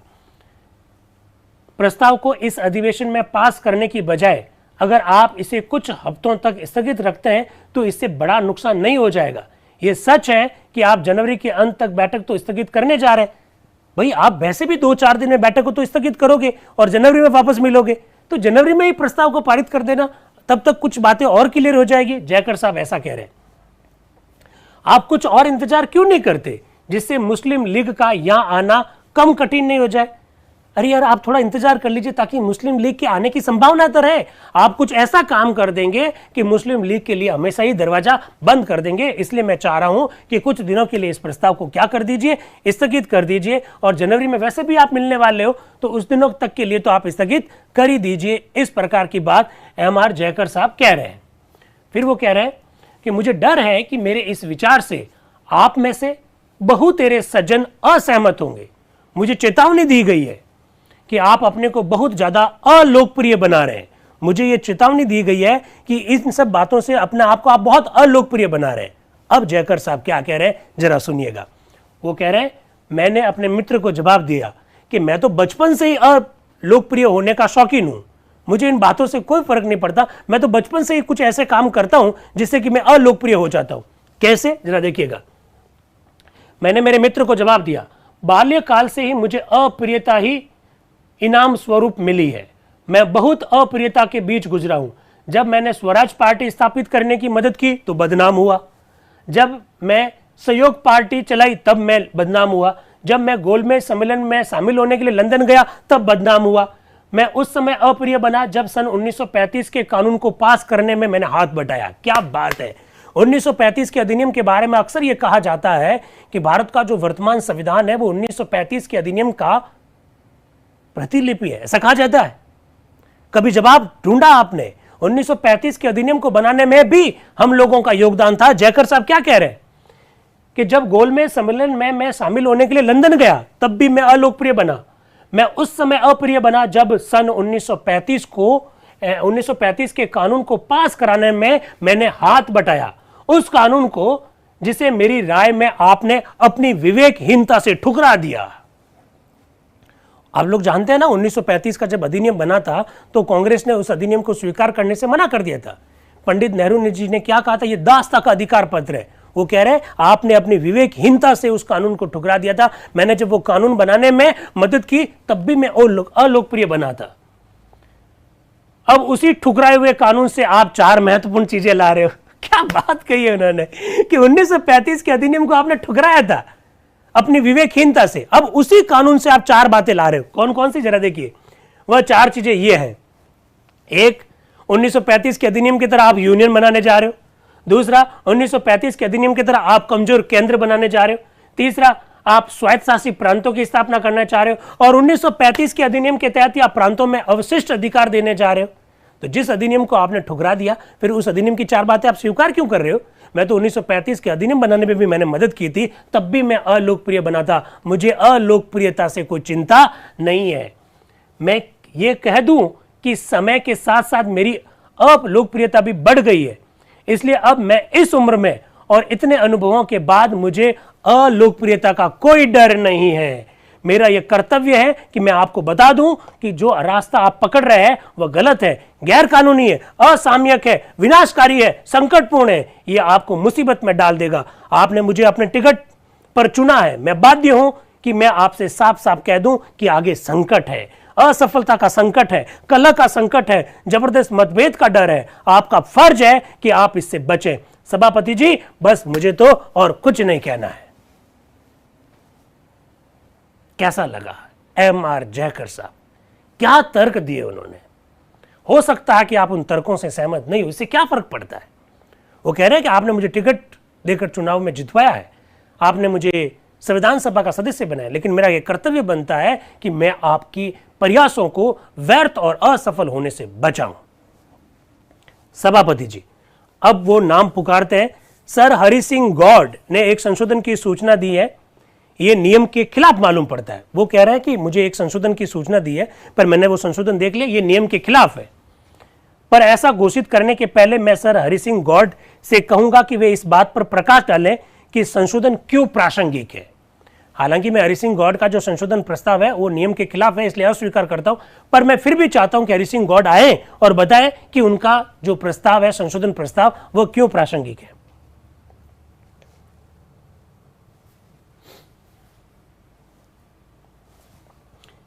वो क्या चाह रहे हैं? वो हरि सिंह गौड ये चाह रहे हैं कि उक्त प्रस्ताव में इन शब्दों की जगह की ये सभा इस प्रश्न पर और विचार आगे के लिए स्थगित रखती है, ताकि उपरोक्त दोनों संगठनों के प्रतिनिधि चाहे तो इस सभा की कार्यवाही में हिस्सा ले सके, ये शब्द रखा जाए। वो ये कह रहे हैं कि जो संशोधन प्रस्ताव एम.आर. जयकर साहब ने रखा उसमें मैं संशोधन कर रहा हूं। और क्या संशोधन कर रहा हूं? मैं ये संशोधन चाहता हूं। हरि सिंह जी गौड, सभा की यह राय है कि अन्य स्थानों में पाकिस्तान का इतिहास देखते हुए मुस्लिम लीग की मांग आत्मघाती है। इसकी राय में मुसलमानों और अन्य संप्रदायों के लिए यह हितकर होगा कि संयुक्त निर्वाचक समूह बनाया जाए और अल्पसंख्यक संप्रदायों के लिए आगामी 5 वर्षों तक समानता का दर्जा सुरक्षित रखा जाए, और यह भी सुरक्षामूलक व्यवस्था रखी जाए कि किसी संप्रदाय का कोई सदस्य नियमानुसार निर्वाचित नहीं समझा जाएगा अगर उसे दूसरे संप्रदाय का एक निश्चित प्रतिशत वोट नहीं मिला है। सभापति जी कह रहे हैं कि हरि सिंह जी गौड एक प्रस्ताव लेकर आए हैं। क्या प्रस्ताव लेकर आए? कि संविधान सभा में किसी संप्रदाय के सदस्य अगर चुने जाते हैं तो वो तभी चुने हुए माने जाएंगे जब दूसरे संप्रदाय का भी उन्हें एक निश्चित वोट प्रतिशत प्राप्त हो। वो ऐसा प्रस्ताव लेकर आए। इस प्रस्ताव को पढ़कर सुनाया सभापति जी डॉक्टर राजेंद्र प्रसाद जी ने। अब देखिए, ऐसा मालूम पड़ता है कि यह संशोधन मूल प्रस्ताव अथवा डॉक्टर जयकर के संशोधन में जो कुछ कहा गया उससे बहुत ज्यादा अधिक है। अतः मैं कहना चाहता हूं कि यह नियम के प्रतिकूल है, पर मैं फिलहाल अपना फैसला नहीं दूंगा। मैं चाहूंगा कि हरि सिंह गौड ये बताए कि यह प्रस्ताव कैसे नियमानुसार है। आप क्या प्रस्ताव रख के आए हो, बताओ जरा आपका प्रस्ताव क्या है। फिर हरि सिंह जी गौड साहब बोलते हैं, वो कह रहे हैं कि डॉक्टर जयकर के संशोधन पर मैंने उपस्थित किया है, वे नियमानुकूल कैसे है। मैं बताना चाहता हूं कि अगर डॉक्टर जयकर का संशोधन नियमानुकूल है तो उस पर मेरा जो संशोधन है वह भी नियमानुकूल है। यह तो मान लेना होगा कि मैंने अपने संशोधन के नियम अनुकूल होने के अतिरिक्त और कुछ नहीं कहा है। मैं ये अनुभव कर रहा हूं कि अगर डॉक्टर जयकर सारे मसले को टाल देना चाहते हैं, दबा देना चाहते हैं, तो उनका संशोधन शायद संशोधन नहीं हो सकता है। संशोधन का मतलब है ठीक करना। क्या बात कही है यार। देखो, आपको सारी बातें समझनी पड़ेगी। एम.आर. जयकर साहब संशोधन लेकर आए हैं, तो यार संशोधन करने का मतलब तो ठीक करना होता है। और एम.आर. जयकर साहब तो कह रहे हैं कि इस पर चर्चा स्थगित कर दीजिए। यह संशोधन कैसे हो सकता है? आप देखिएगा, संविधान निर्माताओं के ज्ञान को देखिए कि एम.आर. जयकर साहब लेकर आया संशोधन प्रस्ताव, और वो संशोधन प्रस्ताव क्या है कि इस पर चर्चा स्थगित कर दो। तो वो कह रहे संशोधन कैसे हो गया? संशोधन तो जो प्रस्ताव रखा गया उसमें संशोधन करना है। हरि सिंह जी गौड़ क्या कह रहे हैं? क्या कह रहे हैं? अगर डॉक्टर जयकर सारे मसले को टाल देना चाहते हैं, दबा देना चाहते हैं, तो उनका संशोधन शायद संशोधन नहीं हो सकता। संशोधन का मतलब तो ठीक करना होता है। वो तो इस प्रस्ताव पर चर्चा स्थगित करना चाहते हैं, तो वो कैसे संशोधन हो गया? ऐसा वो हरि सिंह जी गौड़ कह रहे हैं। ये सब बातें आपको समझनी चाहिए। जब कभी हम लोग घरों में बैठे होते हैं और किसी प्रस्ताव पर चर्चा करते हैं, जैसे समझ लीजिए हम अपने घर में 10-15 लोग बैठे हैं, सारे परिवार के मेंबर्स बैठे हैं, और एक चर्चा चल रही है कि भाई हमारे यहाँ पर फला घर से शादी का कार्ड आया है, उसमें हमको जाना है, इस पर चर्चा चल रही है, और शादी में जाएं तो लिफाफा कितने रुपए का डालना है, कोई कह रहा है 1100 का डालना है, कोई कह रहा है 501 पर डालना है। इसी बीच में एक व्यक्ति आए और वो कह रहे हैं कि ये जो शादी वाला जो प्रस्ताव है उस पर चर्चा अभी बंद कर दीजिए। तो वो संशोधन नहीं है। अगर आप कहते हैं 501 मत डालो, 251 डालो, 501 मत डालो, 1001 डालो, 1100 डालो, 2100 डालो, ये तो संशोधन है। बनेगा वह एक स्वतंत्र गणतांत्रिक सत्ता संपन्न राज्य का होगा, परंतु ऐसा विधान बनाने में मुस्लिम लीग और देशी रियासतों का सहयोग पाने तथा इस तरह अपने निश्चय को और अधिक उग्र बनाने के उद्देश्य से सभा की ये राय है कि अन्य स्थानों में पाकिस्तान का इतिहास देखते हुए मुस्लिम लीग की मांग आत्मघाती है। वो कह रहे हैं कि मुस्लिम लीग का सहयोग लेंगे, लेकिन जो मुस्लिम लीग की जो मांग है वो आत्मघाती है। इस प्रकार का प्रस्ताव पारित कर दीजिए। डॉक्टर हरि सिंह गौड़ प्रस्ताव के दो भागों को ठीक ठीक जोड़ नहीं पाए और ये मुझे नियम के प्रतिकूल मालूम पड़ता है, ऐसा सभापति जी कह रहे हैं। फिर बीच में पटाभी सीतारमैया बोल रहे हैं, माननीय डॉक्टर जयकर का संशोधन मूल प्रस्ताव पर विचार स्थगित करने का एक तरह से प्रस्ताव सा है, इसलिए अन्य संशोधन के पहले जो मूल प्रस्ताव से वस्तुतः स्वतंत्र है, डॉक्टर जयकर के संशोधन पर ही विचार और फैसला करना चाहिए। पटाभी सीतारमैया कह रहे हैं कि भाई जो जयकर साहब ने जो प्रस्ताव रखा पहले उस पर चर्चा करो यार, नए संशोधनों पर चर्चा क्यों कर रहे हो? उनका प्रस्ताव पारित करना नहीं करना इस पर पहले वोटिंग करवा दो, नए संशोधनों पर चर्चा मत करो आप पहले। फिर इस बीच में दीवान चमनलाल बोलते हैं जो कि पंजाब से हैं। वो कह रहे हैं डॉक्टर जयकर का संशोधन भी स्वतंत्र और पृथक ही है, ये विधि के अनुकूल नहीं है, इसमें गणतंत्र को हटाकर प्रजातंत्र की बात कही गई है और यद्यपि ये कहता है और विचार स्थगित करना की बात करता है। सभापति जी कह रहे हैं हम लोगों ने इसे एक संशोधन मान लिया है। दूसरा संशोधन सोमनाथ लाहिरी का है जिसकी सूचना आ चुकी है। इस संशोधन के संबंध में भी मेरा यही मत है कि ये नियम के अनुकूल नहीं है। सोमनाथ लाहिरी जी, इनके बारे में आप पहले एक बार चर्चा सुन चुके हैं। डॉक्टर राजेंद्र प्रसाद कह रहे हैं कि उन्होंने जो संशोधन प्रस्ताव रखा है वो भी नियम के अनुकूल नहीं है, पर मैं श्री लाहिरी जी से निवेदन करूंगा कि वो बताएं कि अपना प्रस्ताव नियम के अनुकूल कैसे है।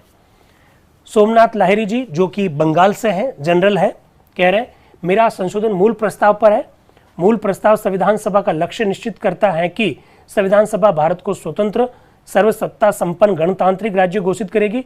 मेरा संशोधन केवल इस कारण से ही संशोधन माना जा सकता है कि यह भी मूल प्रस्ताव के विषय से ही संबंध रखता है और उसके मुख्य विचारों के प्रतिकूल नहीं है। सभापति बोलते हैं आपके संशोधन के संदर्भ में आपत्ति यह है कि यह कुछ कार्रवाई करने की बात कहता है जो कि मूल प्रस्ताव में नहीं है। लाहिरी जी का प्रस्ताव है कि हम सर्वसत्ता संपन्न घोषित करते हैं, ये नहीं आप इसको लागू करते हैं, ये शब्दावली रख लीजिए, ऐसा सोमनाथ लाहिरी जी कह रहे हैं। सभापति जी कह रहे हैं कि नहीं ये नियम के प्रतिकूल है, इसलिए मैं इसको स्वीकार नहीं करता हूं। क्या हुआ?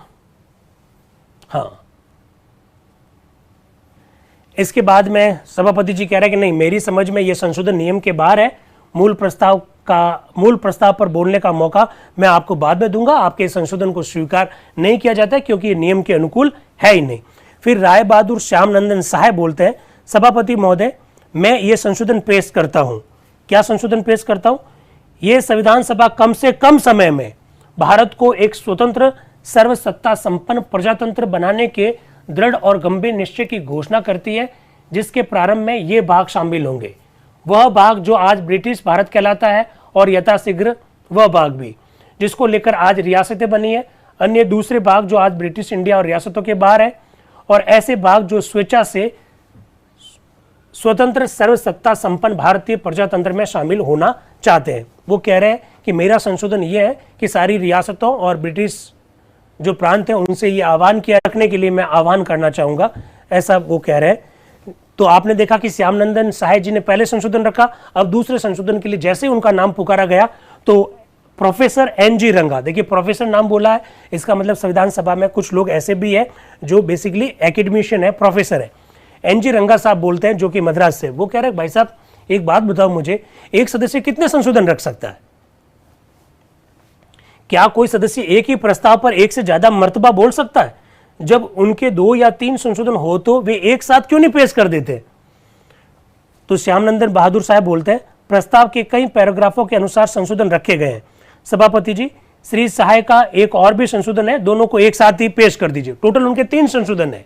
एक संशोधन रखा, उसको नियम के अनुकूल नहीं माना, फिर दूसरा संशोधन रख रहे थे कि एन.जी. रंगा साहब ने कहा कि भाई एक व्यक्ति कितने संशोधन दे सकता है, तो सभापति जी बोले कि नहीं अभी तो उनके 2 संशोधन और है, तो अब मैं रिक्वेस्ट करता हूं कि वो सारे संशोधनों को एक साथ में रख ले।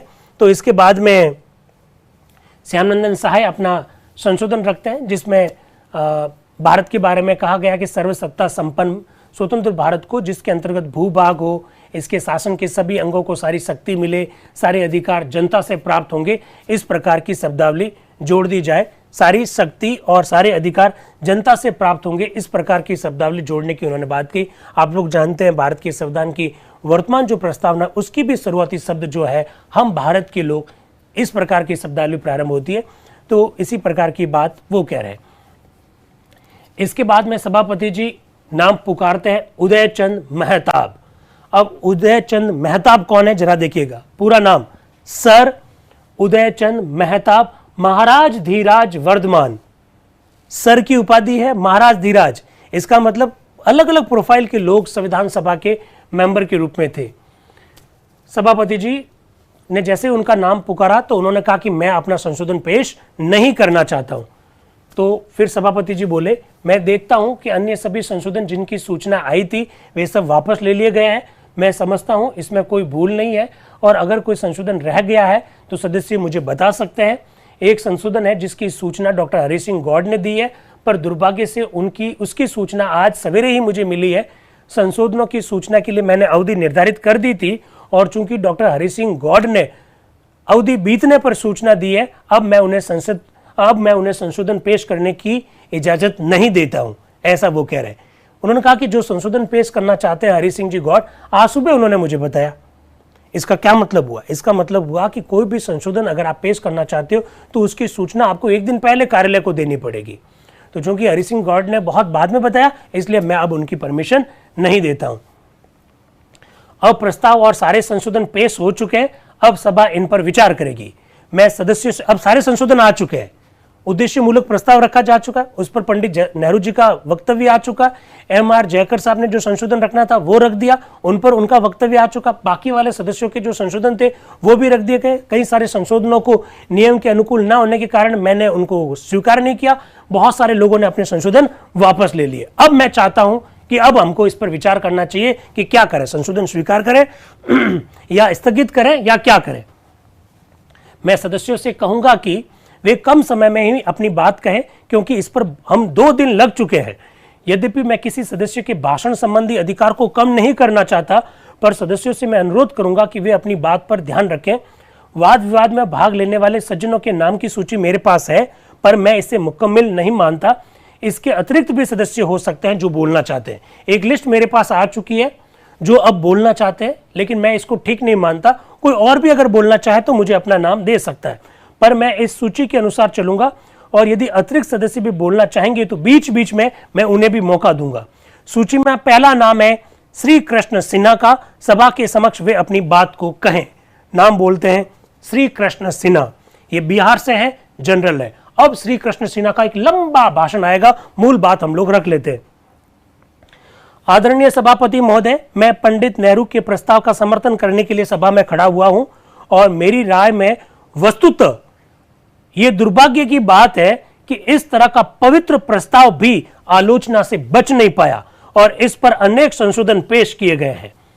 मैं इसे पवित्र इसलिए कहता हूं क्योंकि इस प्रस्ताव में स्वतंत्र होने की हमारी भावना और प्रेरणा व्यक्त की गई है, जिसने आज कई वर्षों से हमें आंदोलित कर रखा है। इस वजह से ये पवित्र प्रस्ताव है। श्री कृष्ण सिन्हा कह रहे हैं कि मुझे दुख है, पीड़ा है कि इस पवित्र प्रस्ताव पर भी आलोचना की गई और उसमें भी संशोधन रखे गए।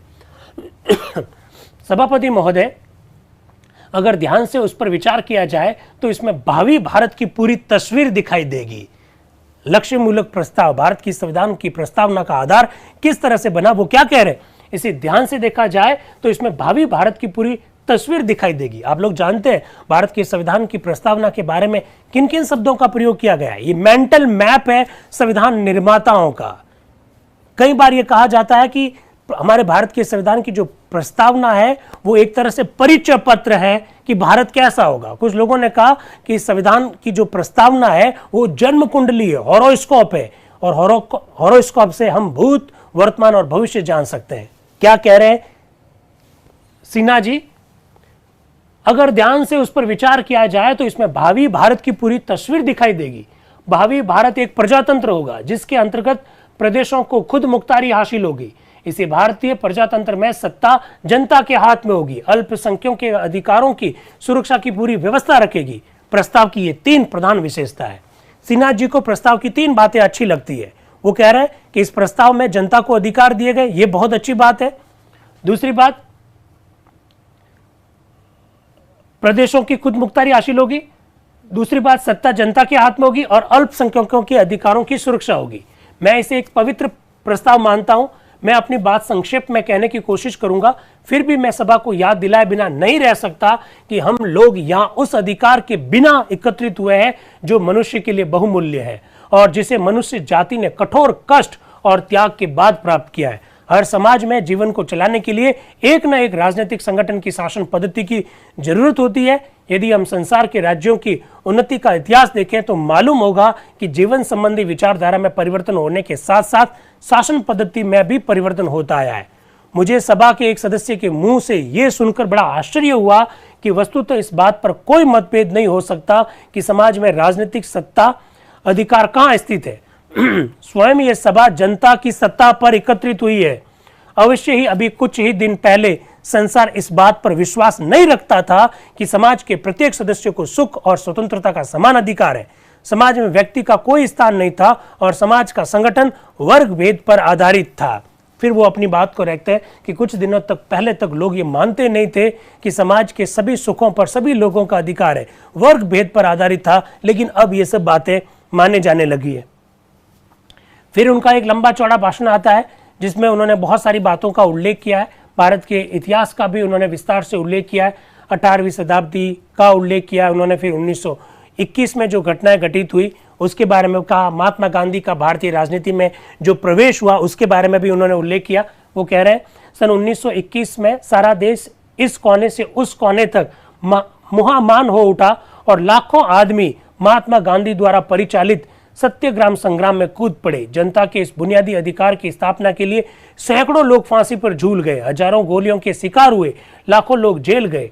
जनता और भारत सरकार के राजनीतिक आदर्शों में, विचारधारा में जबरदस्त अंतर था और इसके फलस्वरूप इन दोनों के बीच सदा संघर्ष रहा। इस प्रकार की वो बात कह रहे हैं सिन्हा जी। फिर वो कह रहे हैं कि हमारे सामने कठिनाइयां क्या है हम सभी जानते हैं। यदि हमने उनका भाषण ठीक ठाक समझा है, नेहरू जी के बारे में और जयकर साहब के बारे में वो कह रहे हैं, मेरे ख्याल से उन्होंने हमें निराशा की कोई बात नहीं कही है। वस्तुतः उन्होंने ये राय दी है कि यदि हमारे लीगी मित्र कुछ समय तक नहीं आए तो फिर हम अपने काम की ओर अग्रसर हो जाना चाहिए। वो कह रहे हैं कि एम.आर. जयकर साहब ने जो कुछ कहा वो कुछ गलत नहीं कहा है, उनकी बातों को हमें अन्यथा नहीं लेना चाहिए। अगर लीग से जुड़े हुए हमारे मित्र आ जाते तो अच्छी बात है, और अगर वो नहीं आते हैं तो हमें अपने काम में आगे बढ़ना चाहिए।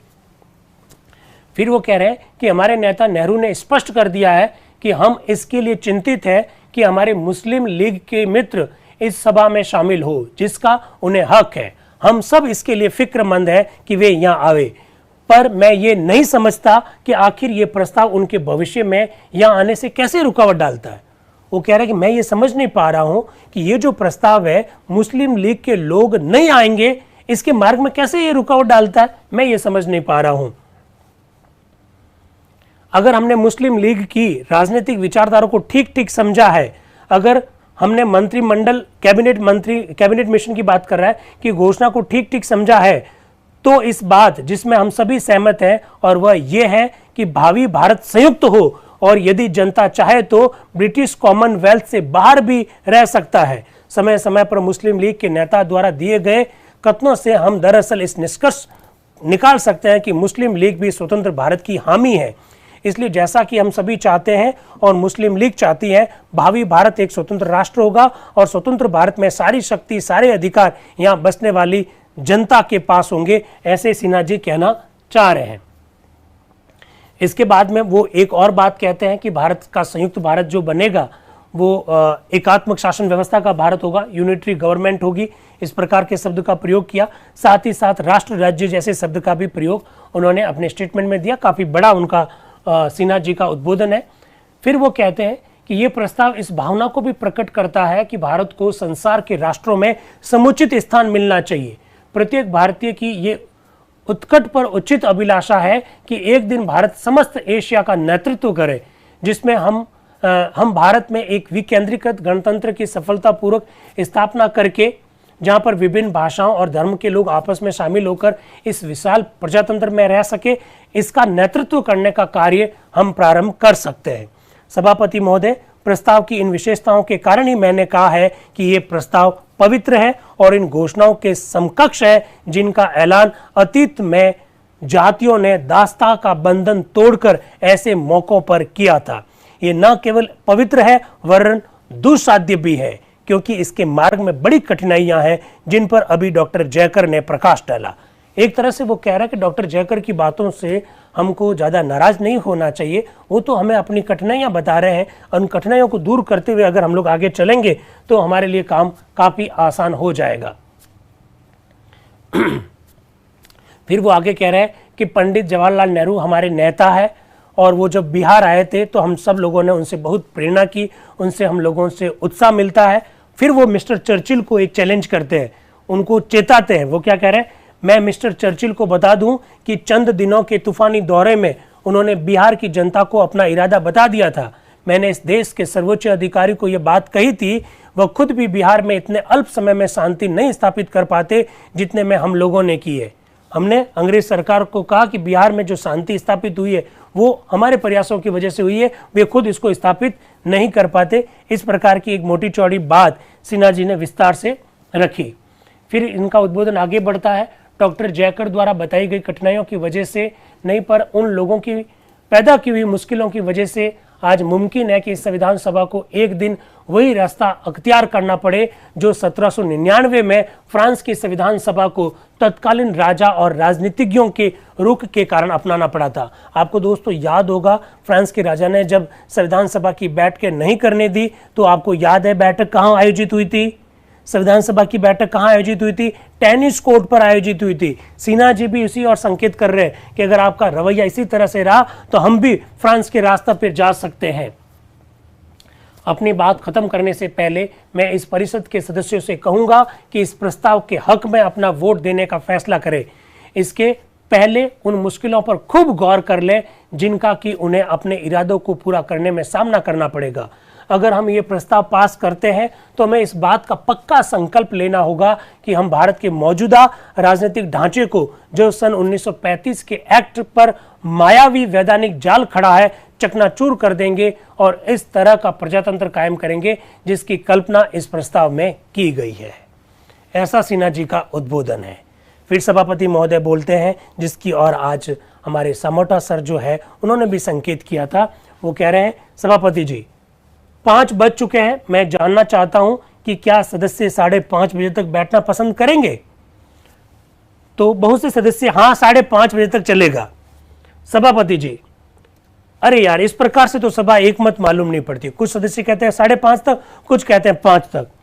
फिर सरदार वल्लभ भाई पटेल बोलते हैं, और पटेल बोलते हैं तो मतलब समझ जाइए, पटेल बोलते हैं सबकी राय है कि 5 बजे तक बैठा जाए।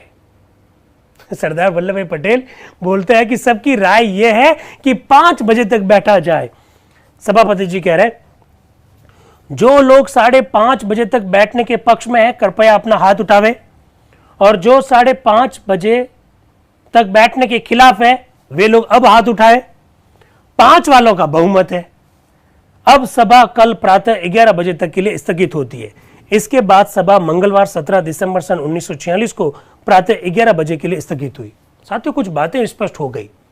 यानी 16 दिसंबर 1946 वो पहला दिन है जब सभा की बैठक सुबह ना होकर दोपहर में हुई, और दोपहर में 3 बजे हुई, 3 से लगाकर 5 बजे तक हुई।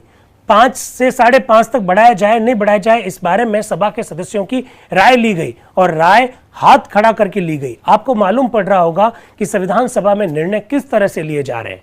सभा स्थगित कर दी गई, 17 दिसंबर तक के लिए स्थगित कर दी गई, और 17 दिसंबर को सभा बैठेगी, लेकिन समय क्या होगा? सुबह 11 बजे, प्रातः 11 बजे तक के लिए स्थगित हुई। साथियों, मुझे पूरा विश्वास है कि आपको ये बातें काफ़ी पसंद आई होगी। अभी तो जो 37 पेज हमको पढ़ने पड़ते हैं, और 2 घंटे मुझे लगता है कि समय हो गया होगा। कई सारी बातें बहुत तेज़ी से रखी गई ताकि आपको मोटी बात समझ में आ सके कि संविधान सभा किस तरह से कार्य कर रही है। मेरे जूम के सभी साथी जो जुड़े हुए हैं, और यूट्यूब पे जो मेरे मित्र जुड़े हुए हैं, मुझे लग रहा है उनको बहुत अच्छा लग रहा होगा, उनको बहुत आनंद आ रहा होगा। बहुत सारे मैसेजेस हैं मेरे पास। रामवीर सिंह जी का मैसेज यूट्यूब पर है, गिरिवर वैष्णव जी, संगीता जी, पिंटू जी, ये अभी तक आपने रीनेम नहीं किया है, OPPA83, ये रीनेम कीजिएगा, सर्टिफिकेट आपको प्राप्त नहीं होगा। वीरपाल कौर जी ने अपना रीनेम कर दिया, आज ये अच्छी बात है। विमला जाट जी ने भी कर दिया, अरविंद कुशवाहा जी ने भी कर दिया, आकांक्षा, रजनीश मंडा जी, रुकमा गोदारा जी ने भी अपना रीनेम कर दिया। रुकमा जी, आपका पहले रीनेम नहीं किया हुआ था, सर्टिफिकेट नहीं प्राप्त हो पाएगा, ध्यान रखिएगा, लेकिन अब मिल जाएगा। तो ये अटेंडेंस, एक्चुअली में अटेंडेंस लगती है ना रोजाना की, ये अटेंडेंस लगती है, और आपको कहा कि 12 मिनिमम है। सुरेश जिलोया जी, ये अच्छी बात है। सरोज देवासी जी भी, ये माइक्रोमैक्स Q440 कैसे काम चलेगा? अजीत चौधरी साहब धन्यवाद। हीरा राम जी ठीक है, अनिता पाल जी, दिलीप पंचाल जी, लोकेंद्र सैनी जी, के चौधरी साहब का तो हमेशा है ही है, राम गोपाल जी, जगदीश पटेल साहब, दीपक कुमार जी, पिंटू जी। अरे वाह, आज तो बहुत आनंद आ रहा है कि बहुत सारे लोगों ने मतलब अपना नाम कर दिया है। महेश जांगीड़ जी, शीतल जी, नगेंद्र सिंह जी भाटी, भावना गहलोत जी, निर्मा जी, शर्मा से कैसे होगा, मैं शर्मा जाऊंगा, आपके नाम को देखकर पूरा नाम लिखिएगा। संतोष सारण जी, दीक्षा जी, जीवन धारा जी, रामचंद्र मेघवाल जी, रेखा गोदारा जी, शारदा जी, मी मतलब क्या, मी नाम तो बताइए, मोनिका जी, गोविंद जी, धनाराम जी, नेतराम जी, सुशील जी, बहुत अच्छी बात है। राजेंद्र भाई कैसे हो, कुमावत, बढ़िया है। तो चलिए मैं आज की सभा को यहीं स्थगित करता हूं, कल सुबह 8 बजे मिलते हैं। Thank you very much and wish all the best. Thank you.